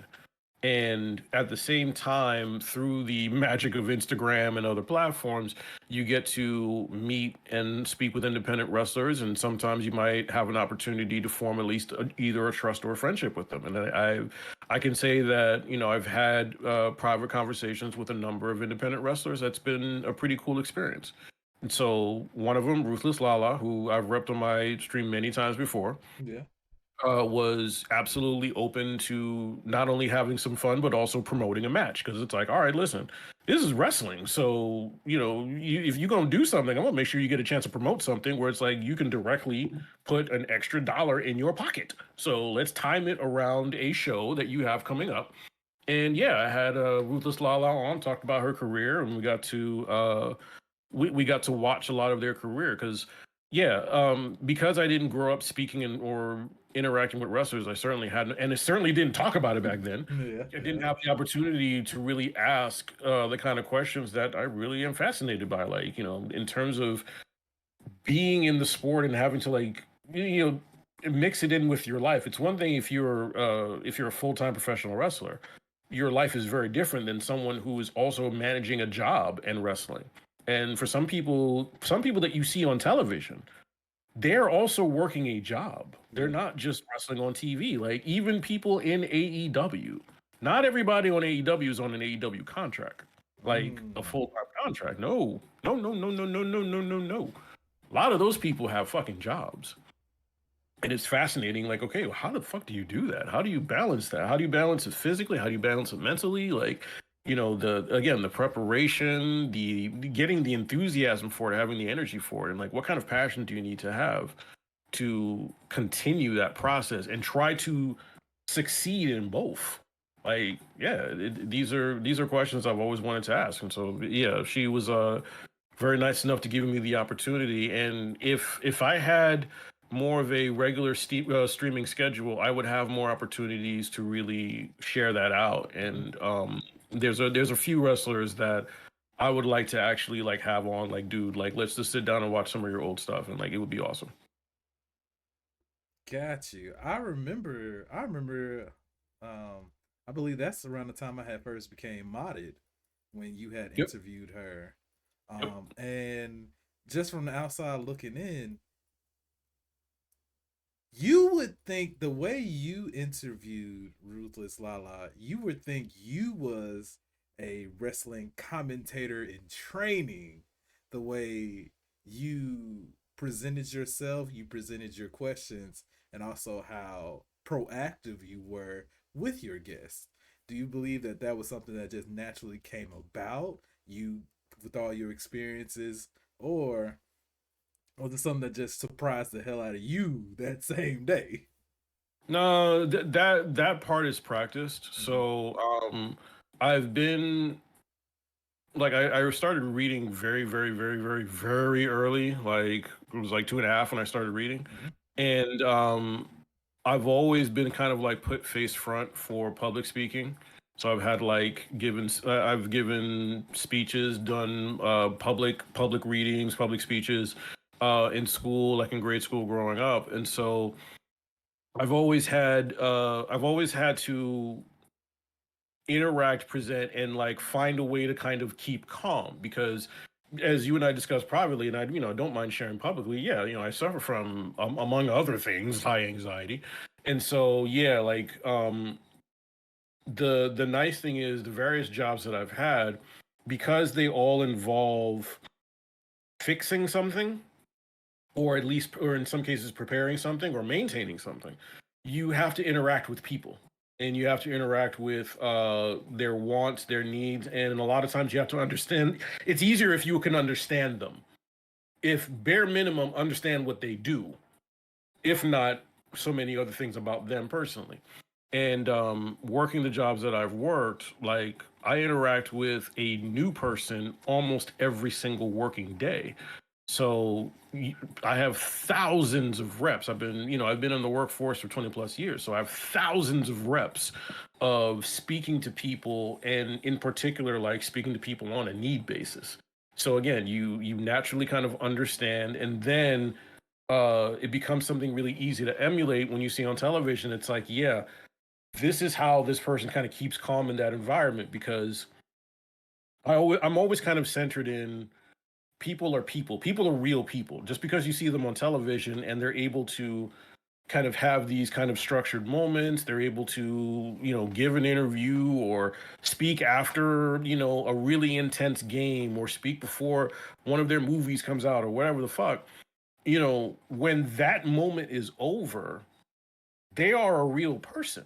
And people really want to interact with real people. Like they're just more reactive, they're more relaxed that way. This is why pirate talk works, because we're just chopping it up. You're throwing a question out there from time to time, but we just chopping it up. Like it's just chop it up. Like, I just want to bring my dog over. Like, That's all we want to do. We just want to chop it up. So can we chop it up? yeah, And so it's like, yeah. yeah.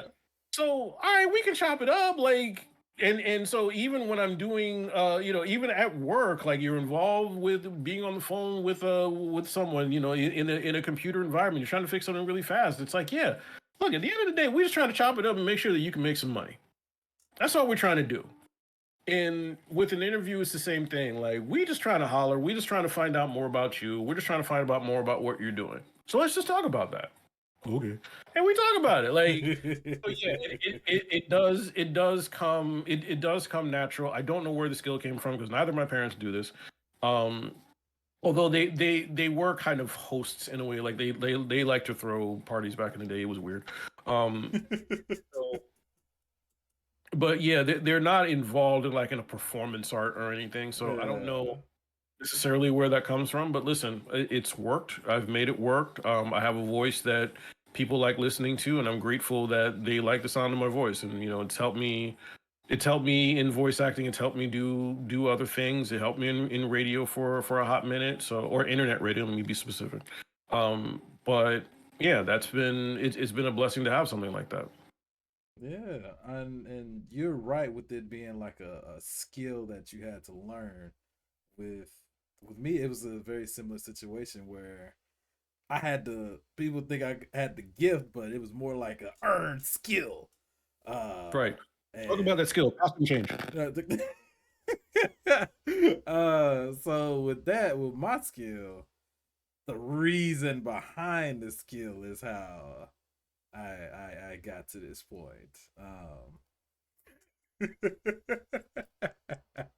And yeah, let it also be known we're going to mark this. This is a good day in history to where Watoza is the only guest who's had multiple costume changes. Now, what do you have on currently?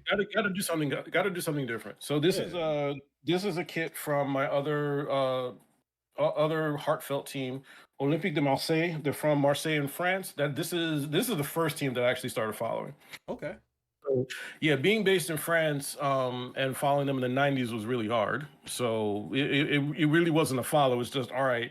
My cousin was a fan, and he introduced me to them. And seeing like a lot of European teams play, but here you had a lot of Africans playing on this team. It was nice seeing myself, reflected in the team roster, and the passion of Marseille fans are just that's its own documentary.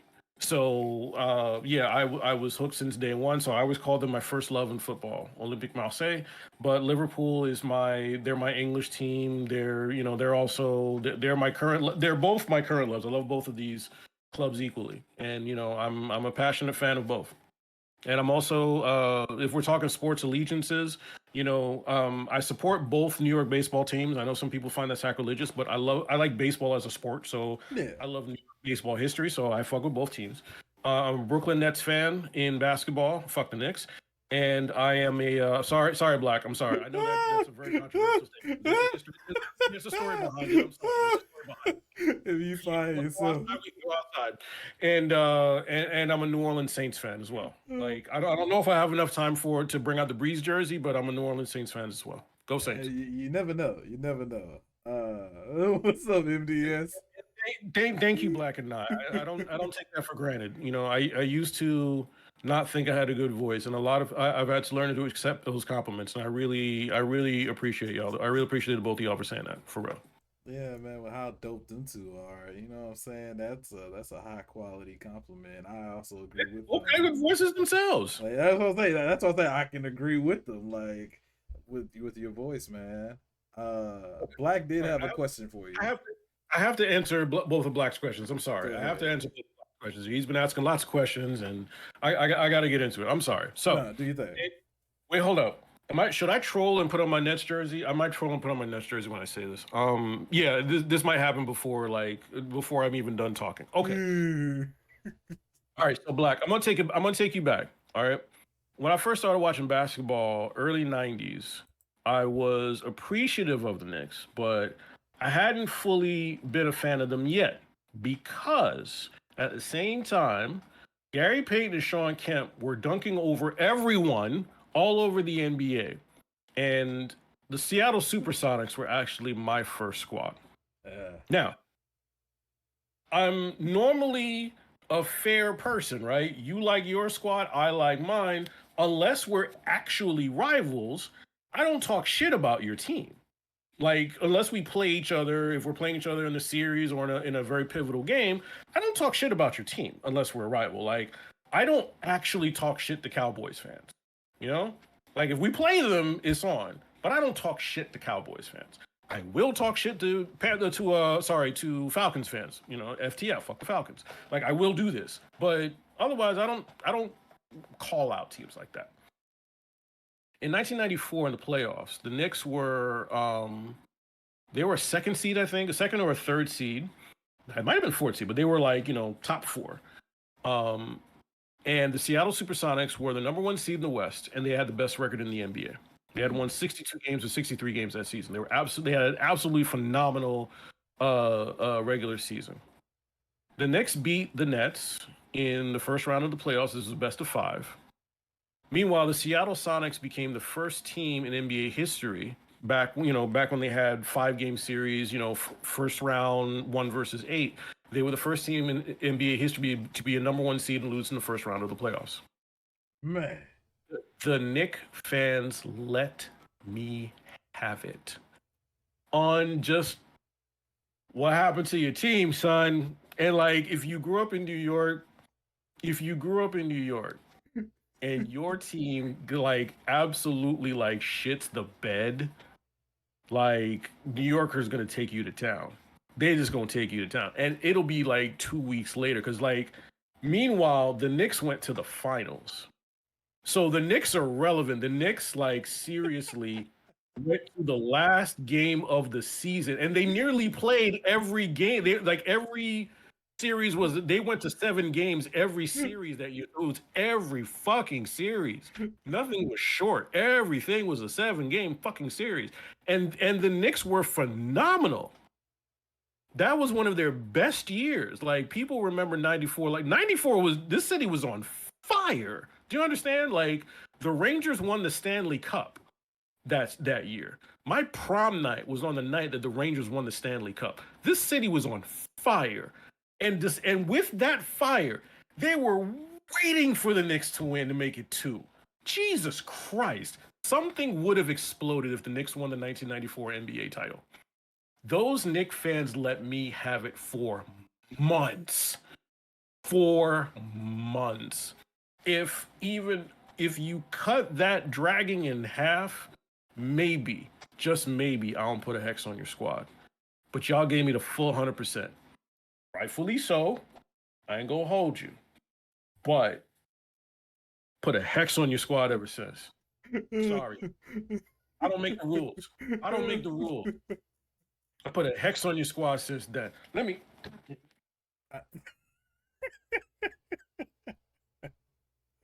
Oh, I'm weak. One decent shot from Starks in Game 7 would have made them boys immortal.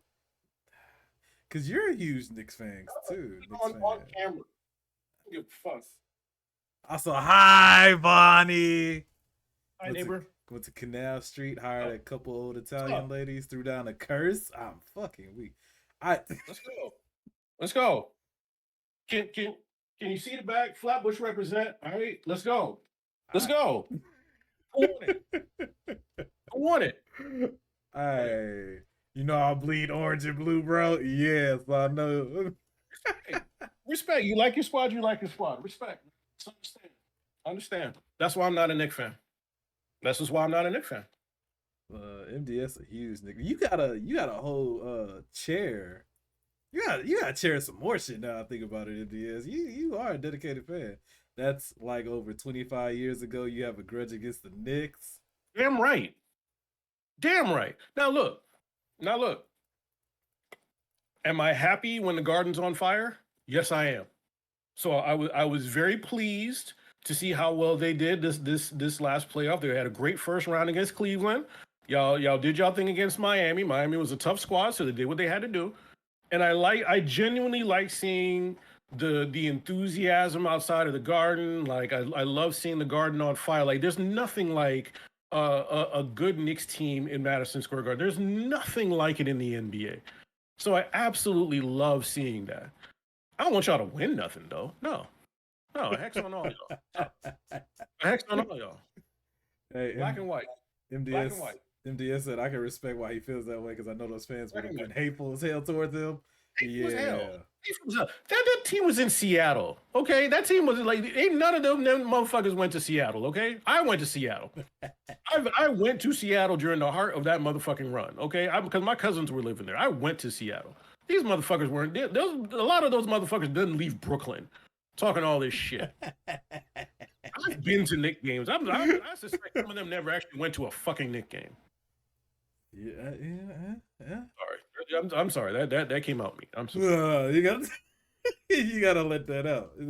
No problem. I'm just gonna let that out. Black. I'm Black. You know what, Black? I'm actually gonna try to come up with an answer to your question real quick because it's pinned up there. What wrestlers would I love to have a conversation?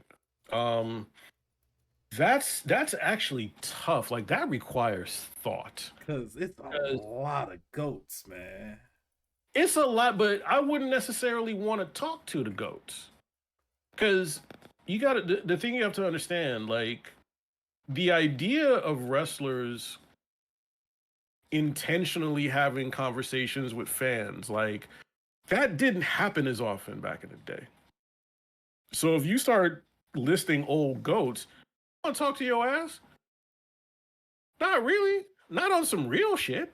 Oh, because they didn't talk about their business like that. So that's a very modern thing. Like, oof, oof, oof. Yeah, that's a very modern thing. Since I mentioned Finn Balor, like he's on the brain. I would love to have a conversation with Finn Balor. Definitely any member of the bloodline, any one of them Samoan cats, because their family and their history is fantastic. Um, Definitely Bianca. Like, all right, let me holler at all the black people. Just yes, all Hey, black wrestlers. Yes, Bianca. let's Oh, get that out of the way. Black wrestlers, yes. Let's just all winning black wrestlers. Just give me all the black wrestlers. Love it. Um, Man, I have to think because like there's not too many people in AEW that I really want to speak. I'd want to speak to Sting. Yeah, Sting seems like somebody that would be interesting to talk to because he's bridged that generation where it's like no motherfuckers are open with it now. So yeah, I probably want I'd want to talk to Sting. Yeah, that's one where it's like okay yeah I'll give you that one. I'd want to talk to Sting and Finn Balor. I'll give you those two for sure. I'll give you those two for sure. You know who else had who not recently, but in the last couple months, I was telling you about the podcast that I watched for like inspiration on how I'm building mine. And one of those was Mike Tyson's Hot Boxing with Mike. Mm. He interviewed the Undertaker, Mm-hmm. and that was actually a pretty solid episode. Yeah, Taker wants to talk. Yeah, He's the guy that wants to talk because he's the one thing he said that made complete sense to me because he was that old school. Mm-hmm. He was in character most of the time. He was in some form of character most of the time. There were obviously people that he's more private with, that he had very special friendships with, like, rest in peace, Yokozuna. That was one of his best friends. Yeah. Like, so he had those people where he got to be himself, but everywhere else he was the Undertaker. And he said specifically, I want to be like, this is refreshing now. I get to be myself. I get to be Mark. Yeah. I don't need the Undertaker anymore because he's been dying to do this. I thought that you naming the wrestler that sparked. I was like, man, who had a great episode? The Undertaker. So, and actually, The Rock just recently got interviewed by those guys over at the Pivot. Ryan Clark, Channing, not Channing Tatum, but Channing, Crowder, and Fred Taylor. And that interview was a really fun one to watch because we got to see The Rock be vulnerable and go into these moments and have some really good conversations. If y'all never seen the Pivot, please be sure to check that podcast out because Ryan Clark, they're killing the game. They had The Rock, they had not Stone Cold, they had a Snoop Dogg. They also had Mike on there. They have the more recent, of course, NFL players. But they just had a variety of guests come through. Oh, it's crazy. Yeah, I suggest whenever you get some free time, it is fantastic. Like I can honestly say, like I said, I get inspiration from the Pivot, but more so the Pivot than any of the other shows I'm finna name. It's not that I don't enjoy them or like them, but the Pivot had that algorithm where I was like, okay, if I was to say, where would Pirate Talk be 5 years from now? Oh. It would be somewhere on the long lines of what the Pivot is doing currently. Because I don't know what they gonna be doing in 5 years. But I know, the economy is different for them compared to, me starting out. But they put together a really good show and the timing too. They really don't even go past 2 hours. Like that, it's a great amount of entertainment and a great amount of time. I said that all to say the Undertaker and The Rock had some really good episodes.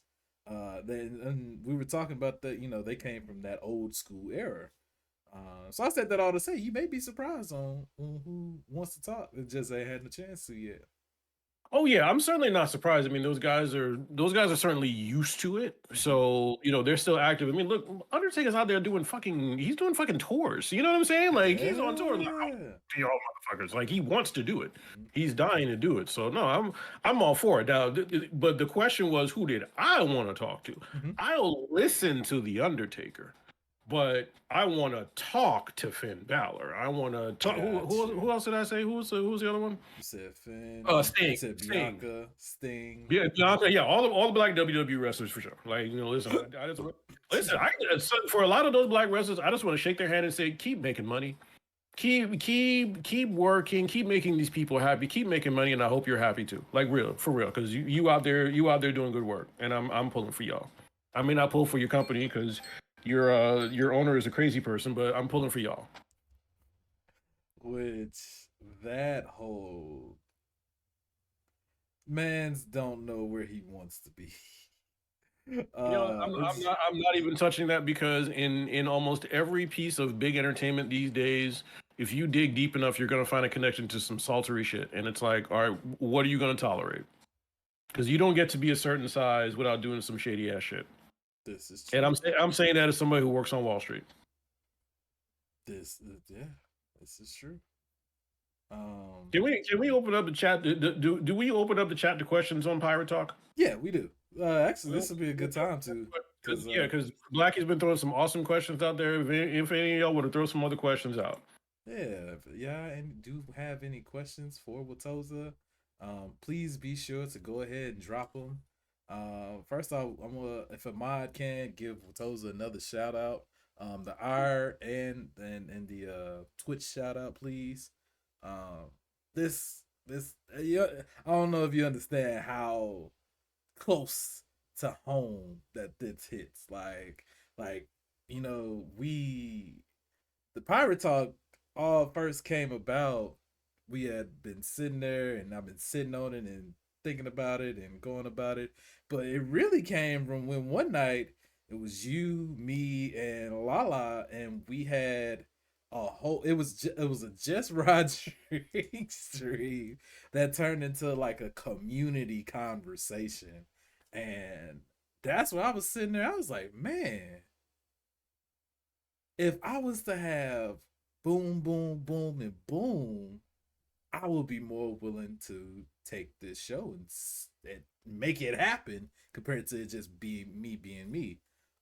So yes, whenever he is available, Watoza will be a co-host, along with Lala being a co-host on here as well with the guests. I ain't told y'all like this as far as the SS Minnow Johnson go. But we all knew what was going to be putting together pretty soon. So this has been a lot of fun. I'm glad we got to give you a debut episode as well.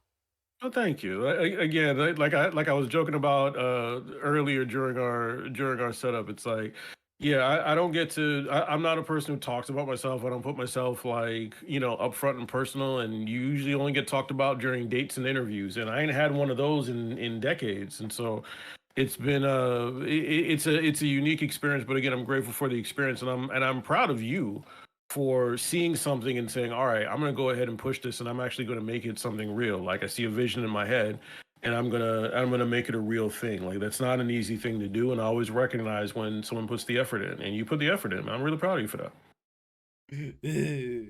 Someone told me not to cry earlier, and I think I lied to him because I appreciate that. I appreciate like, let me hit you up. When you say, do you feel it's better or worse than what?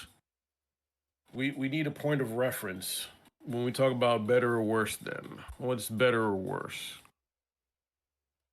Yeah, because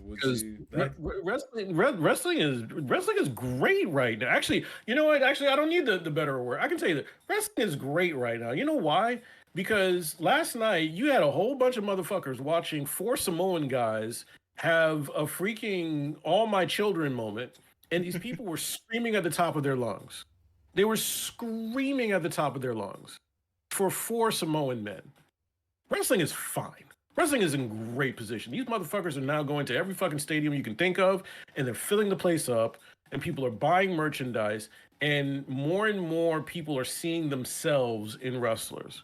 So whether you talk about them doing a show in Puerto Rico and having a whole bunch of local Puerto Rican wrestlers involved, whether you're talking about on the independent wrestling scene, events like Effie's Big Gay Brunch, which is actually going to be in Chicago pretty soon, where they recognize the entire LGBTQ plus community, like hardcore, and really provide an entertaining show. People are seeing themselves in wrestling, and that's fantastic. That's absolutely fantastic. Like, yeah, that's my answer. Wrestling is great. Like when we can all enjoy the art form, see ourselves in it, and enjoy the opportunities that they get. It's not caricatures anymore.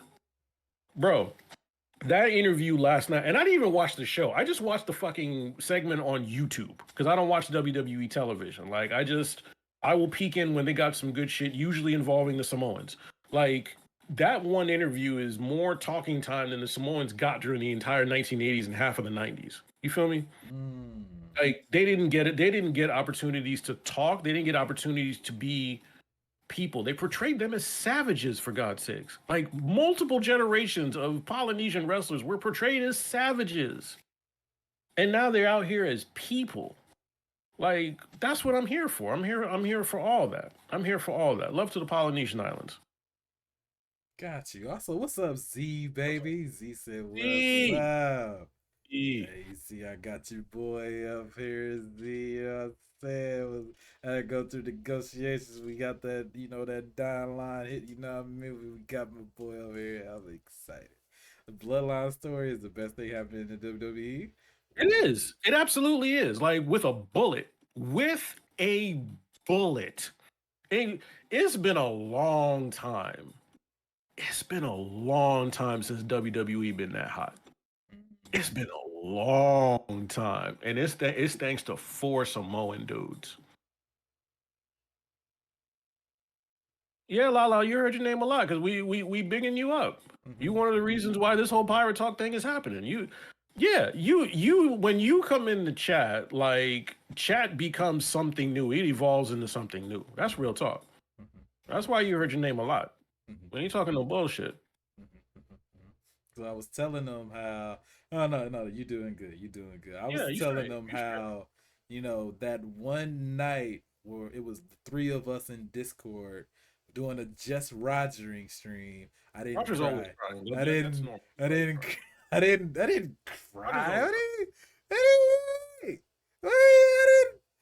do anything. But we had that Just Rogers stream where we was just all chilling and hanging out in Discord, and that kind of like sprung the hey, if I'm gonna do this, I'm gonna do this with my crew. I'm gonna bring on the people that I love and enjoy, and I'm gonna bring on people who don't usually may not even get the chance to have an opportunity to express who they are and just be able to get to know them in any way, shape, or form. So and learn about squirting. Yeah, like learn about squirting. Like it's and did you know it was an actual drink too? Like Jonesy drinks. No, we remember we had a separate conversation about squirt the drink that I did not know. Yeah. I did not know about squirt. Yeah, because Jonesy drinks a lot of squirt, and that was after that conversation. But it was just like how all of this like came about was like it was just beautiful. It was natural. It was totally natural. It was. I appreciate y'all letting us just run up in your chat. Like the fact that I can literally like jump into your chat uninvited and you're like, hey, how's it going? Like I really appreciate that. I really appreciate that. I thought, hi, Jonesy. Like both times I came into your chat, just like someone saying something bad about New York. Like, okay, screw this. Oh no, we raiding now. Oh no, we raiding now. No, we're not. No, we're not. You're not raiding me out. I appreciate you. Make sure you follow, like, and subscribe. We're not doing this. We're not raiding out But shit. apparently we're doing it. Like, this is out there. Me being crazy? There's a fucking YC in there too. Like we're just doing it. We're just doing it. My computer playing out loud in this workplace. Oh, Dana. Oh, dude. Did I tell you? Dude, did I tell you? I had an absolute fucking ball on Vonnie's channel the other day. what? We had an absolute fucking ball. Because I knew this would be fun, and I just decided randomly to do it. This was so much fun. Went on Vonnie's channel, and I pulled up JoJo's Bizarre Adventure like costumes and shit. And we were just judging costumes and judging poses and everything, and it was absolutely fantastic. It was absolutely fantastic. We're gonna do more of it. Wait, I was lurking in that stream. I remember that. I rember y'all bringing that topic up. Yeah. Dude, that was fantastic. That was fantastic. Hey, Dana. Hi, Dana. Jones is in here. How y'all doing? Yeah, all look at all the goats in the chat pulling up. That's love. Also, sorry, Zeus. I hope nobody at your job heard about the squirt topic. I don't mean to keep saying that word either to make sure they do hear me. I'm not like that, Zeus. Should we not repeat the word? You know what? Maybe for Zeus's sake, we probably shouldn't repeat the word squirt because I don't. Is there a code word for squirt? Jonesy, is there a code word for squirt? Is there a safe word for squirt? You are the squirt expert. Yes. That's the only reason why I asked. Jones knows squirt. That's he said. Why are you asking me? Saturated. Exactly. Listen, we're going to get Jonesy a squirt sponsorship because she has exactly, Jones. We just trying to get you paid. Jones, we just trying to get you paid. Okay, there may be people in the stream who don't know, about one of your favorite. You don't even drink the regular squirt. You drink diet squirt. Yeah, there we go. Oh, okay. Oh, I was like, what is Samp? I was like, do I not know this word? Damp. Okay. She meant damp. Okay. But it's the name of the company, and make sure it's. Listen, if anybody gets upset or in a kerfluffle because you sitting here about drinking squirt, it is a beverage. It is a beverage. Yeah. It's a beverage. I'm talking about a beverage. If I said Pepsi, you gonna be all in your feelings because I said Pepsi? No. Right. It's a fucking beverage. What the fuck are we talking about? Yeah. We just trying to get you paid, Jones. That's it. It's like when y'all went nuts over cola champagne. Come on now. Come on. Wait, we ain't making these up. It's cola champagne. It's a drink. We can't talk about beverage. We can't talk about these topics. We're on pirate talk. We cuss like sailors. We're like pirates. All we do is handle booty. We're pirates. Like, this is what we fucking do. Play the song. Do I have to play the? You know what? Maybe that's what it is. Hold on. Play the song. People station. Out of system. DTI. London. Original lyrics in. Because we love them. Them a call us Pirates. Them a call us Illegal broadcasters. Yeah. Just because we play what the people want. Bumper up. I don't like. So them a Call us them a call us illegal broadcasters. DTI try stop us, but they can't. Bad man like Vonnie, come down. Run England, 2 stations. Gunshot forward. Come on now. Forward. Band bottom. Come on now. Make your dance all around. They might take the equipment and I put it in a van. If them broke down one, we make 5 more strong. Down in England, we've got lots of radio stations. Yeah. Yeah, boy. Damn, son, where'd you find this? Yeah. Calypso, hip hop or disco. The latest sound today is what we play. Oh, Black, don't get me started on the lack of Jamaicanness of DJ. Please don't get me started. Wait. Let me turn this down. We got it. Wait a minute. Wait a minute. Oh my God. DJ. First off, Okay. I did say earlier we need to do a fighting game top 5. Maybe that'll be the last topic we talk about. We'll start that up in like 2 seconds. But real quick, Alright. I love Street Fighter. It's most of my top 5. I Uh-huh. haven't even like really like locked in the top 5. Like there's room for like one spot to shift, but it's mostly a Street Fighter list. Let's just call it what it is. Mhm. Love Street Fighter. Some of their black characters, man. Come on. Mhm. Come on, man. Like There's you not. got you got one sole African character. One sole African character, and she's an anime waifu without personality. Mm, She cute though. mm. She cute. If you ever see an Elena cosplayer, she cute. So I can live with that. I can live with that. But like seriously, like Elena got no personality. Thank God for Kimberly. Thank God. Oh my god. Also, hi, Funky. Funky in the building. Hey, Funky. She's Great. Okay, great. But DJ.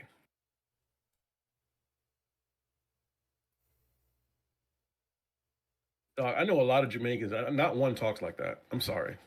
Like when we talking back when you got like 15 sound effects you got to put into the game and that's it. That's your whole dialogue. I don't care. I don't care. When there's dialogue and it's 2023 and you hire a cat from California, bless the brother. I have nothing against the brother. They gave you a job. You did the job to the best of the ability to what they wanted. I do not say a negative word about that brother who did the voice of DJ. also, y'all gotta add in 30 seconds. Okay, but it was the fact that they was like, yes, that's the Jamaican voice that we want. It absolutely drives me insane. I can't do it. I can't do it. I can't do it. I can't do it. I can't do it. Hey, Funky. I'm sorry, Funky. I'm having a moment. I can't do it because like, why can't we have a Jamaican in Street Fighter? Why can't we just have a real Jamaican in Street Fighter? That's it. Like, he doesn't have to say Bumbleclot. He doesn't have to say Bumbleclot. I get it. He don't have to say Bumbleclot, but like, it hurts. Mhm, It hurts. mhm, mhm, mhm. Rather, it hurts. Because It's painful. because it hurts more because of everything that they got right. I like his design. I like the alternative outfits. I even like the OG design that they brought back. Yeah, I had everything graphically and creatively done right. This was a game that you can arguably say is a 10 for 10. And it's kind of hard to argue if it's a 10 for 10 or not. That's one how, of the finest games that Capcom has ever made. Full stop. like, and One of the finest games they've ever made. and that is where you shortcut it. I mean, look, it don't take away from the 10. It doesn't take away from the 10. It gets the 10. It's not an asterisk 10. It's not a conditional 10. It's a 10. If is any motherfucker in this stream that don't have Street Fighter 6, buy Street Fighter 6. I don't care if you don't even like fighting games. The shit is that good. Buy fucking Street Fighter 6. I'll never say that about any other fighting game because this is just on a completely different level. But dog, like turn on the no. Kofi Kingston should not voice DJ for the love of God. And all things. Kofi Kingston is Ghanaian for the love of God. And don't ask me to do it because I'm Haitian. You got plenty of motherfucking Jamaicans that can do that job and do it wonderfully. You have a plenty of motherfucking Jamaican Americans. Hire Vonnie and have him do the voice of DJ. I was gonna say that. Okay. I was gonna say that. Can we just? Vonnie, where your tape at? Vonnie, where's your tape? We need to. Can we get a demo reel of Vonnie? Hey, Mama Claude over and over again. Can we just get that? Oh, for the love of God and all things holy. Oh my God. Oh. And also, no, we ain't doing no pirate tourney tonight. That requires organization. But there was a tournament actually. She's just trying to get hands. Yeah. She's just trying to throw hands. Like I might be available later. Like me and the kid are gonna go play some Switch in a little bit, but like no, we can just throw hands. That's how I feel about Yes. them. Yeah. Yes. Dana. The devil is not welcome here. I have to cover my ears. I have I'm, to cover my. I'm sorry. It's just Look, it can be so simple sometimes. listen. Y'all are fortunate that I'm not a madman. Do you understand? I am a Haitian American. Uh-huh. The amount of representation that I've had and the ridiculousness of that representation. You know what? I'm not even there are certain things that I could let go. I could even let go of the DJ thing. Okay? The hill that I'm pissed at Hollywood on, it's not even the voodoo shit. Because Haitians were not portrayed in movies except for voodoo, like in major motion pictures for like fucking decades. I remember this movie, The Serpent and the Rainbow, with fucking Lisa Bonet and shit. Mhm. Like we watching the Cosby Chick, all of a sudden she's getting cut up by Haitian people, whatever. Fine. I will let all of that go.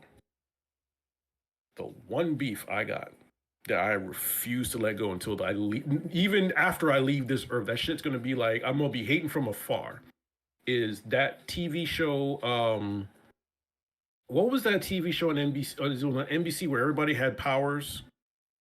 Heroes. You remember Heroes? Would you ever see Heroes? Anybody in the chat saw Heroes? Okay, it was this TV show. NBC was trying to do, regular people but getting superpowers. What if some of them were bad or whatever? And they had a character called the Haitian.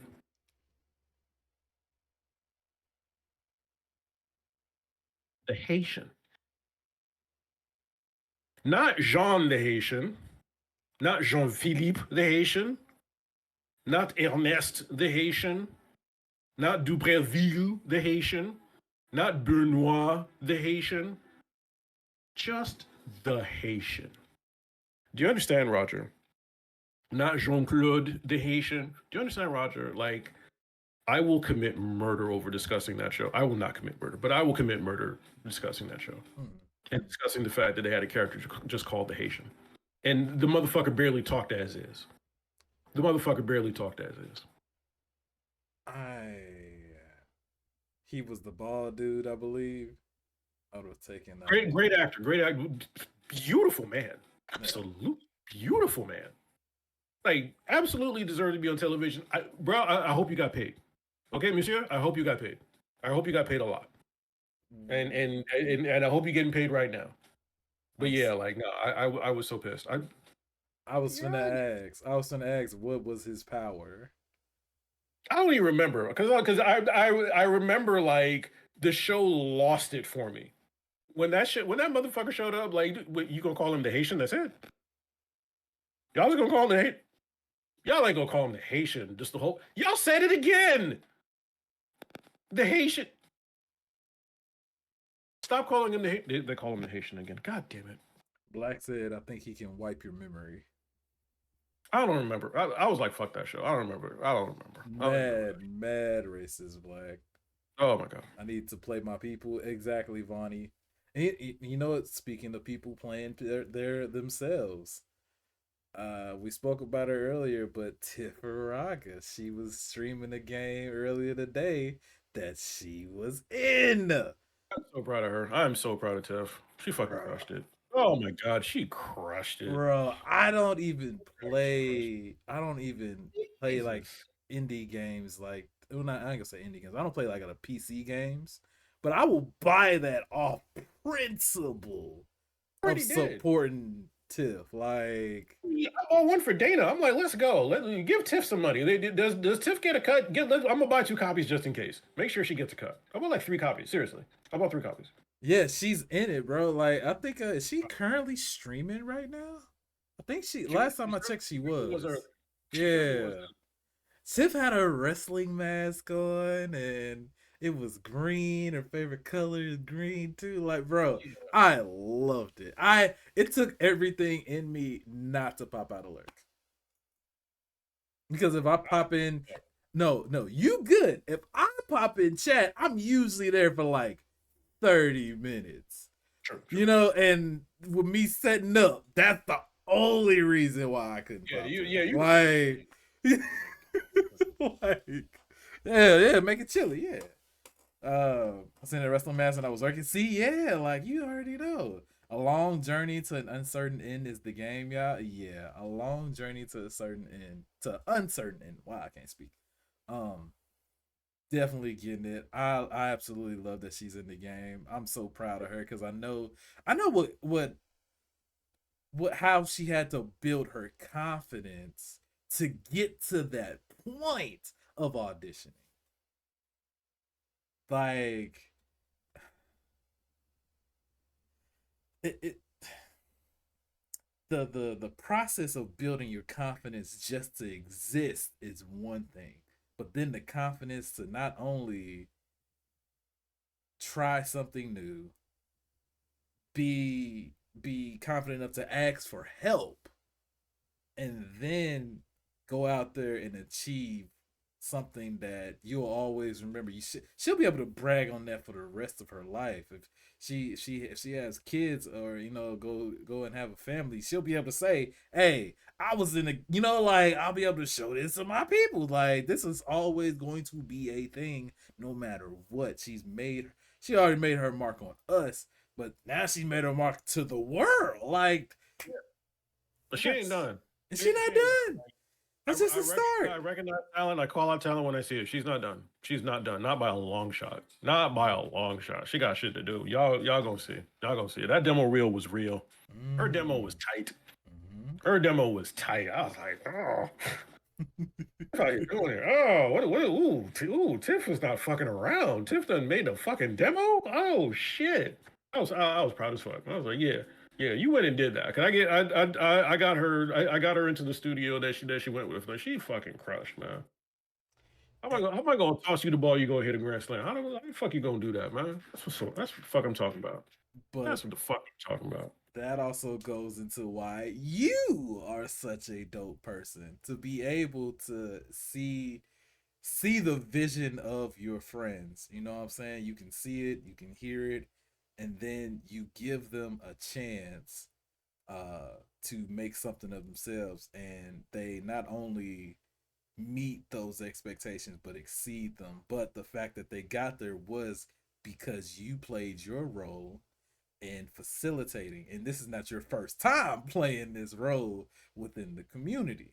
um that is another reason why, like I told you, it was one of those things where I was like, Watoza is being like requested because of all your hard work that goes under the radar. I won't, we ain't gonna put your business on what you be doing and all that shit. All I'm gonna say is, hey, there's a reason that pirate theme is your theme, okay? You make shit possible when it shouldn't be.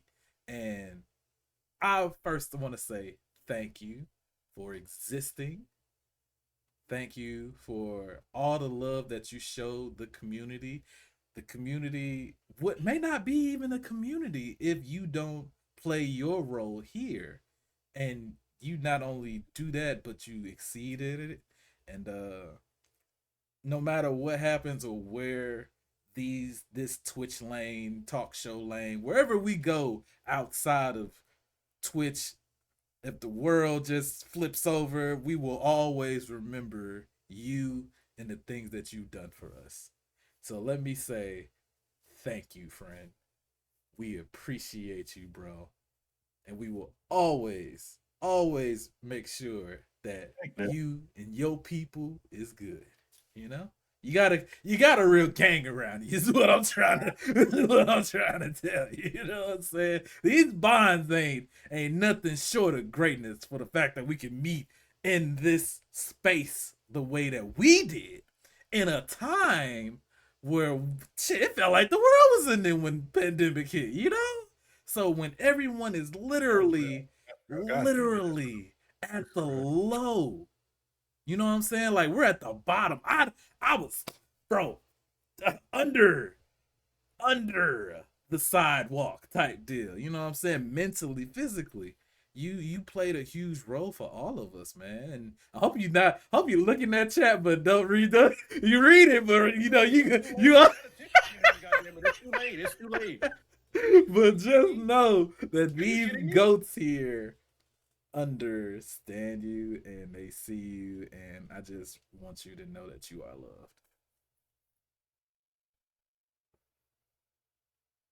I lack the words to properly thank each one of you, even though I do speak some languages, I do know some dialects, but I lack the words to properly express that. Or wipe a tear because I'm going to try to be a calm about it, be a gentleman about it. I'm just grateful to y'all. It's we got to breathe for a little bit. Yeah. It's great. It's why I do what I do. I'm grateful to the people that embraced me when I started this shit, because I really had no idea how it was going to go. And I think I said it at the very beginning of Pirate Talk. I've never had an empty chat. Never. Never had an empty chat. One motherfucker shows up, and usually it's more than one. And just knowing that, just having that blessing every single time, because I don't pop up on no schedule. I don't pop up on no thing. Like, folks like, oh, he's over there. Let me go say what's up. Like, it is a big blessing to have. And throughout my life, I've had experiences, and I've had a lot of opportunities to learn a lot of things. The least that I could do is share that with people, for free. Like, I do this for a living, fixing computers, fixing systems, whatever. Like, this is how I feed my family. So, I do it all the time. I do it all the fucking time. The least that I could do is do it for people. The least that I could do is do it for somebody who needs it. So, like, someone's having a fucking emergency. Like, I do it for rich people who have emergencies. I do it for people who, when I fix their problem, they might be buying a small country, and not in a good way. Like, this is just real talk. I work fucking Wall Street. So understand something. This is a paradox that I fucking wrestle with every day. Because it's like I could be contributing to the fall of Western civilization. For real. Because I've been working for Wall Street for 20 years.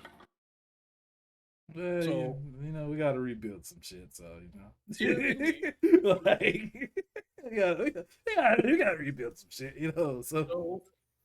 So it brings me it. Why is my voice still breaking? It brings me a certain amount of joy to be able to do that for just a regular human being, motherfuckers who are just trying to get through the day. It brings me a real joy to do that, because I have all this shit in my head. Mhm. I like to put it out and have something that someone can grow with. It's like, if you can get that much better, if you can make a fucking dollar, go make a fucking dollar. Did you make a fucking dollar off of this? Let's go. I'm happy.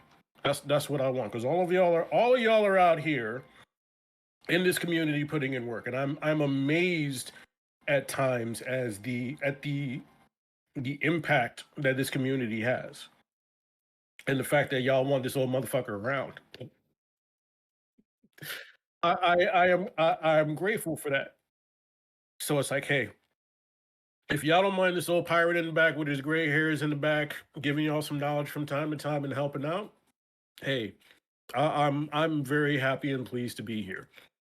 I'm gonna try to keep the waterworks from stopping and shit, but no, for real, I'm just grateful. I'm just grateful for y'all. I'm grateful for y'all friendship. So me fixing a computer problem, or me getting y'all out of a situation, that's the easy part.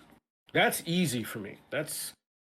I'd do that anyway. If I have the means, I just do that for a motherfucker. Like, that's just who I am. That's how Brooklyn made me. That's how Flatbush made me. That's how Haiti made me. That's who I am. We wouldn't have you any other way. Um, just keep being you, man, and we keep moving. This will be my last question, and Sure, then hit me. we'll rate out. Also, you can probably start checking, because if you don't mind, can you pick the person that we can pull up and show this love to? Oh snap, Yeah. We'll leave it up to the guest. Lala! I cannot help you find a husband. Finding a husband is one of the hardest things anyone can do in this entire life, and finding a wife is even harder. Like, it's just real talk. Woo! that is It's just real talk. difficult. It's just real talk. I listen. I'll do what I can if I see somebody where it's like, hey, you should holler at them. You know, I'll certainly do that. But you know, if I had a list of like great male candidates where it's like, okay, these guys are absolutely perfect in every way, where you could kind of rock with that, I'd be like, listen, here's a list. Let's just pull it out. Let's just pull out a sheet. But no, I just don't have that. I just don't have that. What is that? What is that bottle you're pulling? Oh, that's Mama Roger's bottle. She asked me to open it. Oh yeah. Hi, Mama Roger. How you doing? Stella Rose Black. I am the can opener around here. Are we rating out? Oh, so we are rating out, so y'all can be sure to grab your raid messages. Watoza, you can pick. I just got one question. No, I know. I got the last question for you. I'm sorry, I have to do that. So, with everything that we talked about today, and this being your episode of Pirate Talk, 5th episode, 5 episodes in, can y'all believe it? That's what you put YouTube, YT, you know what I'm saying? All going on YouTube. I'm putting all that. I'm working on it together. With everything that we talked about today, we got to know about you today. If someone didn't know who Watoza was, even after this episode, what is something that you want us to know about you? That what's the word I'm looking for? Let me start over. With everything that we talked about today and we learned about you today, if someone was just tuning in, if someone may catch this episode but may not get a real glimpse of who you are, what do you want people to know about you that we won't necessarily hear about, you know what I'm saying, in your streams or anything like that? What do you want to be known for? When it comes to what I'd want to be known for, it's the reason why my community is called the Republic. It's simply a matter of I want you to know that you're safe. I want you to know that it's cool to be yourself within reason. If you're a Trump supporter, I reserve the right to kick you in the face every day. But yeah, that's just what I carry, and that's really everything. Like this is a, I told you, like I said earlier, one of the first and possibly the only opportunities where I really like throw things out about myself just like that, under a moderated environment. It's a really rare thing. It's a really rare thing. Y'all got a bonus tonight. I just want you to understand. This could be decades before something like this happens again. But as a person, just streaming, and I truly hope that this is not the last time y'all see me on these airwaves, because, like I said, life sometimes sucks and gets in the way. Just know that I call my community what it is because I want y'all to have a safe space, and I am truly honored to know that there's even one individual who says, "Oh, that's your flag? I'll fly with you." Like it's a very simple thing in life for me. Like if you feel safe enough and you feel comfortable enough to hang with me and to hang with those around me and to be a part of it, contribute of yourself, contribute of who you are to it. That's already a tremendous blessing to be the center of that and to be a person in the middle of that. I joke around with it all the time, but I legitimately don't take that lightly at all. I take everyone's friendship with the utmost sincerity, the utmost of seriousness, and the utmost of care. At times, I might fuck that up, but I do take everyone's friendship seriously and with the utmost of care. And again, it's truly appreciated, and it's not something that I take for granted because I've lost people for a long time. I've been burying people way before COVID. I buried a sibling as a child. Not fun, 0 stars, don't wish it on nobody. I've lost a lot of people. So I'm trying very hard to value those that I have. And this community was unexpected. I did not know what to expect when I started streaming. I didn't know what to expect in terms of a community, and so being part of this ship, for instance, it's an honor for me. Being part of everyone's communities here, I really lack the words to explain how important that is to me. So this is the only way I can really kind of demonstrate that and pay that forward. This is what I do to show that I appreciate that on a real level. So I just express gratitude to each and every one of you. That y'all. That's a wrap. 5th episode, Pirate Talk with my boy IamWatoza. Damn, son, where'd you find And this? teary-eyed, God damn it. I didn't listen. You motherfucker, you. I'm sorry. I'm sorry, bro. Got me talking about feelings, you motherfuckers. Hey, just Yeah, but we talk about everything. Don't be snorting on this mic. You be snorting on this mic. For fuck's sake. You got me snorting on this mic. How dare you? I'm sorry, I am a head of bro. state. You got me snorting on this microphone.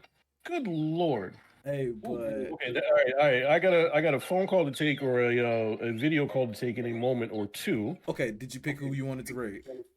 Oh no, I did not pick who I wanted to rate. So we were going to pick who I want to rate in just 1 second. Hold on, because I saw Tiff is actually still on. Hey, you say the word. Yeah. Let's hit up Tiff. Seriously, thanks everyone. And again, I do hope that this is not the last time I see you on the airwaves. Again, life gets in the way, and I'm hoping that life allows for me to continue to be in your presence. And again, I'm grateful for each and every one of your friendships. I really am. Thank you all. Hey, and that being said, we are out, gang.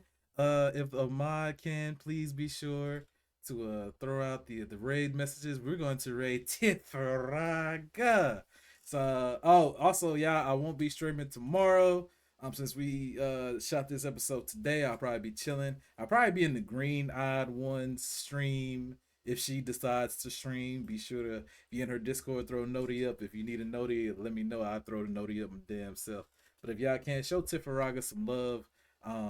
And with that being said, we are out, man. So Watoza, thank you, dog. I'm gonna definitely real quick and rap with you after the episode. But yeah, so if y'all can, show her some love. And I will catch y'all most likely on Wednesday. Love y'all. Thank y'all for being here. And y'all have a great one. Bye. Y'all be good, be easy, be nice to each other, motherfuckers. That's the word of the day. Bye.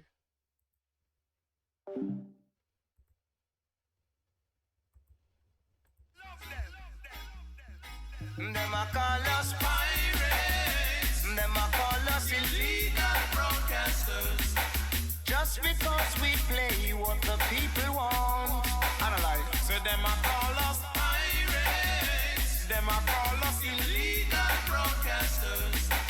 DTI try stop us, but they can't.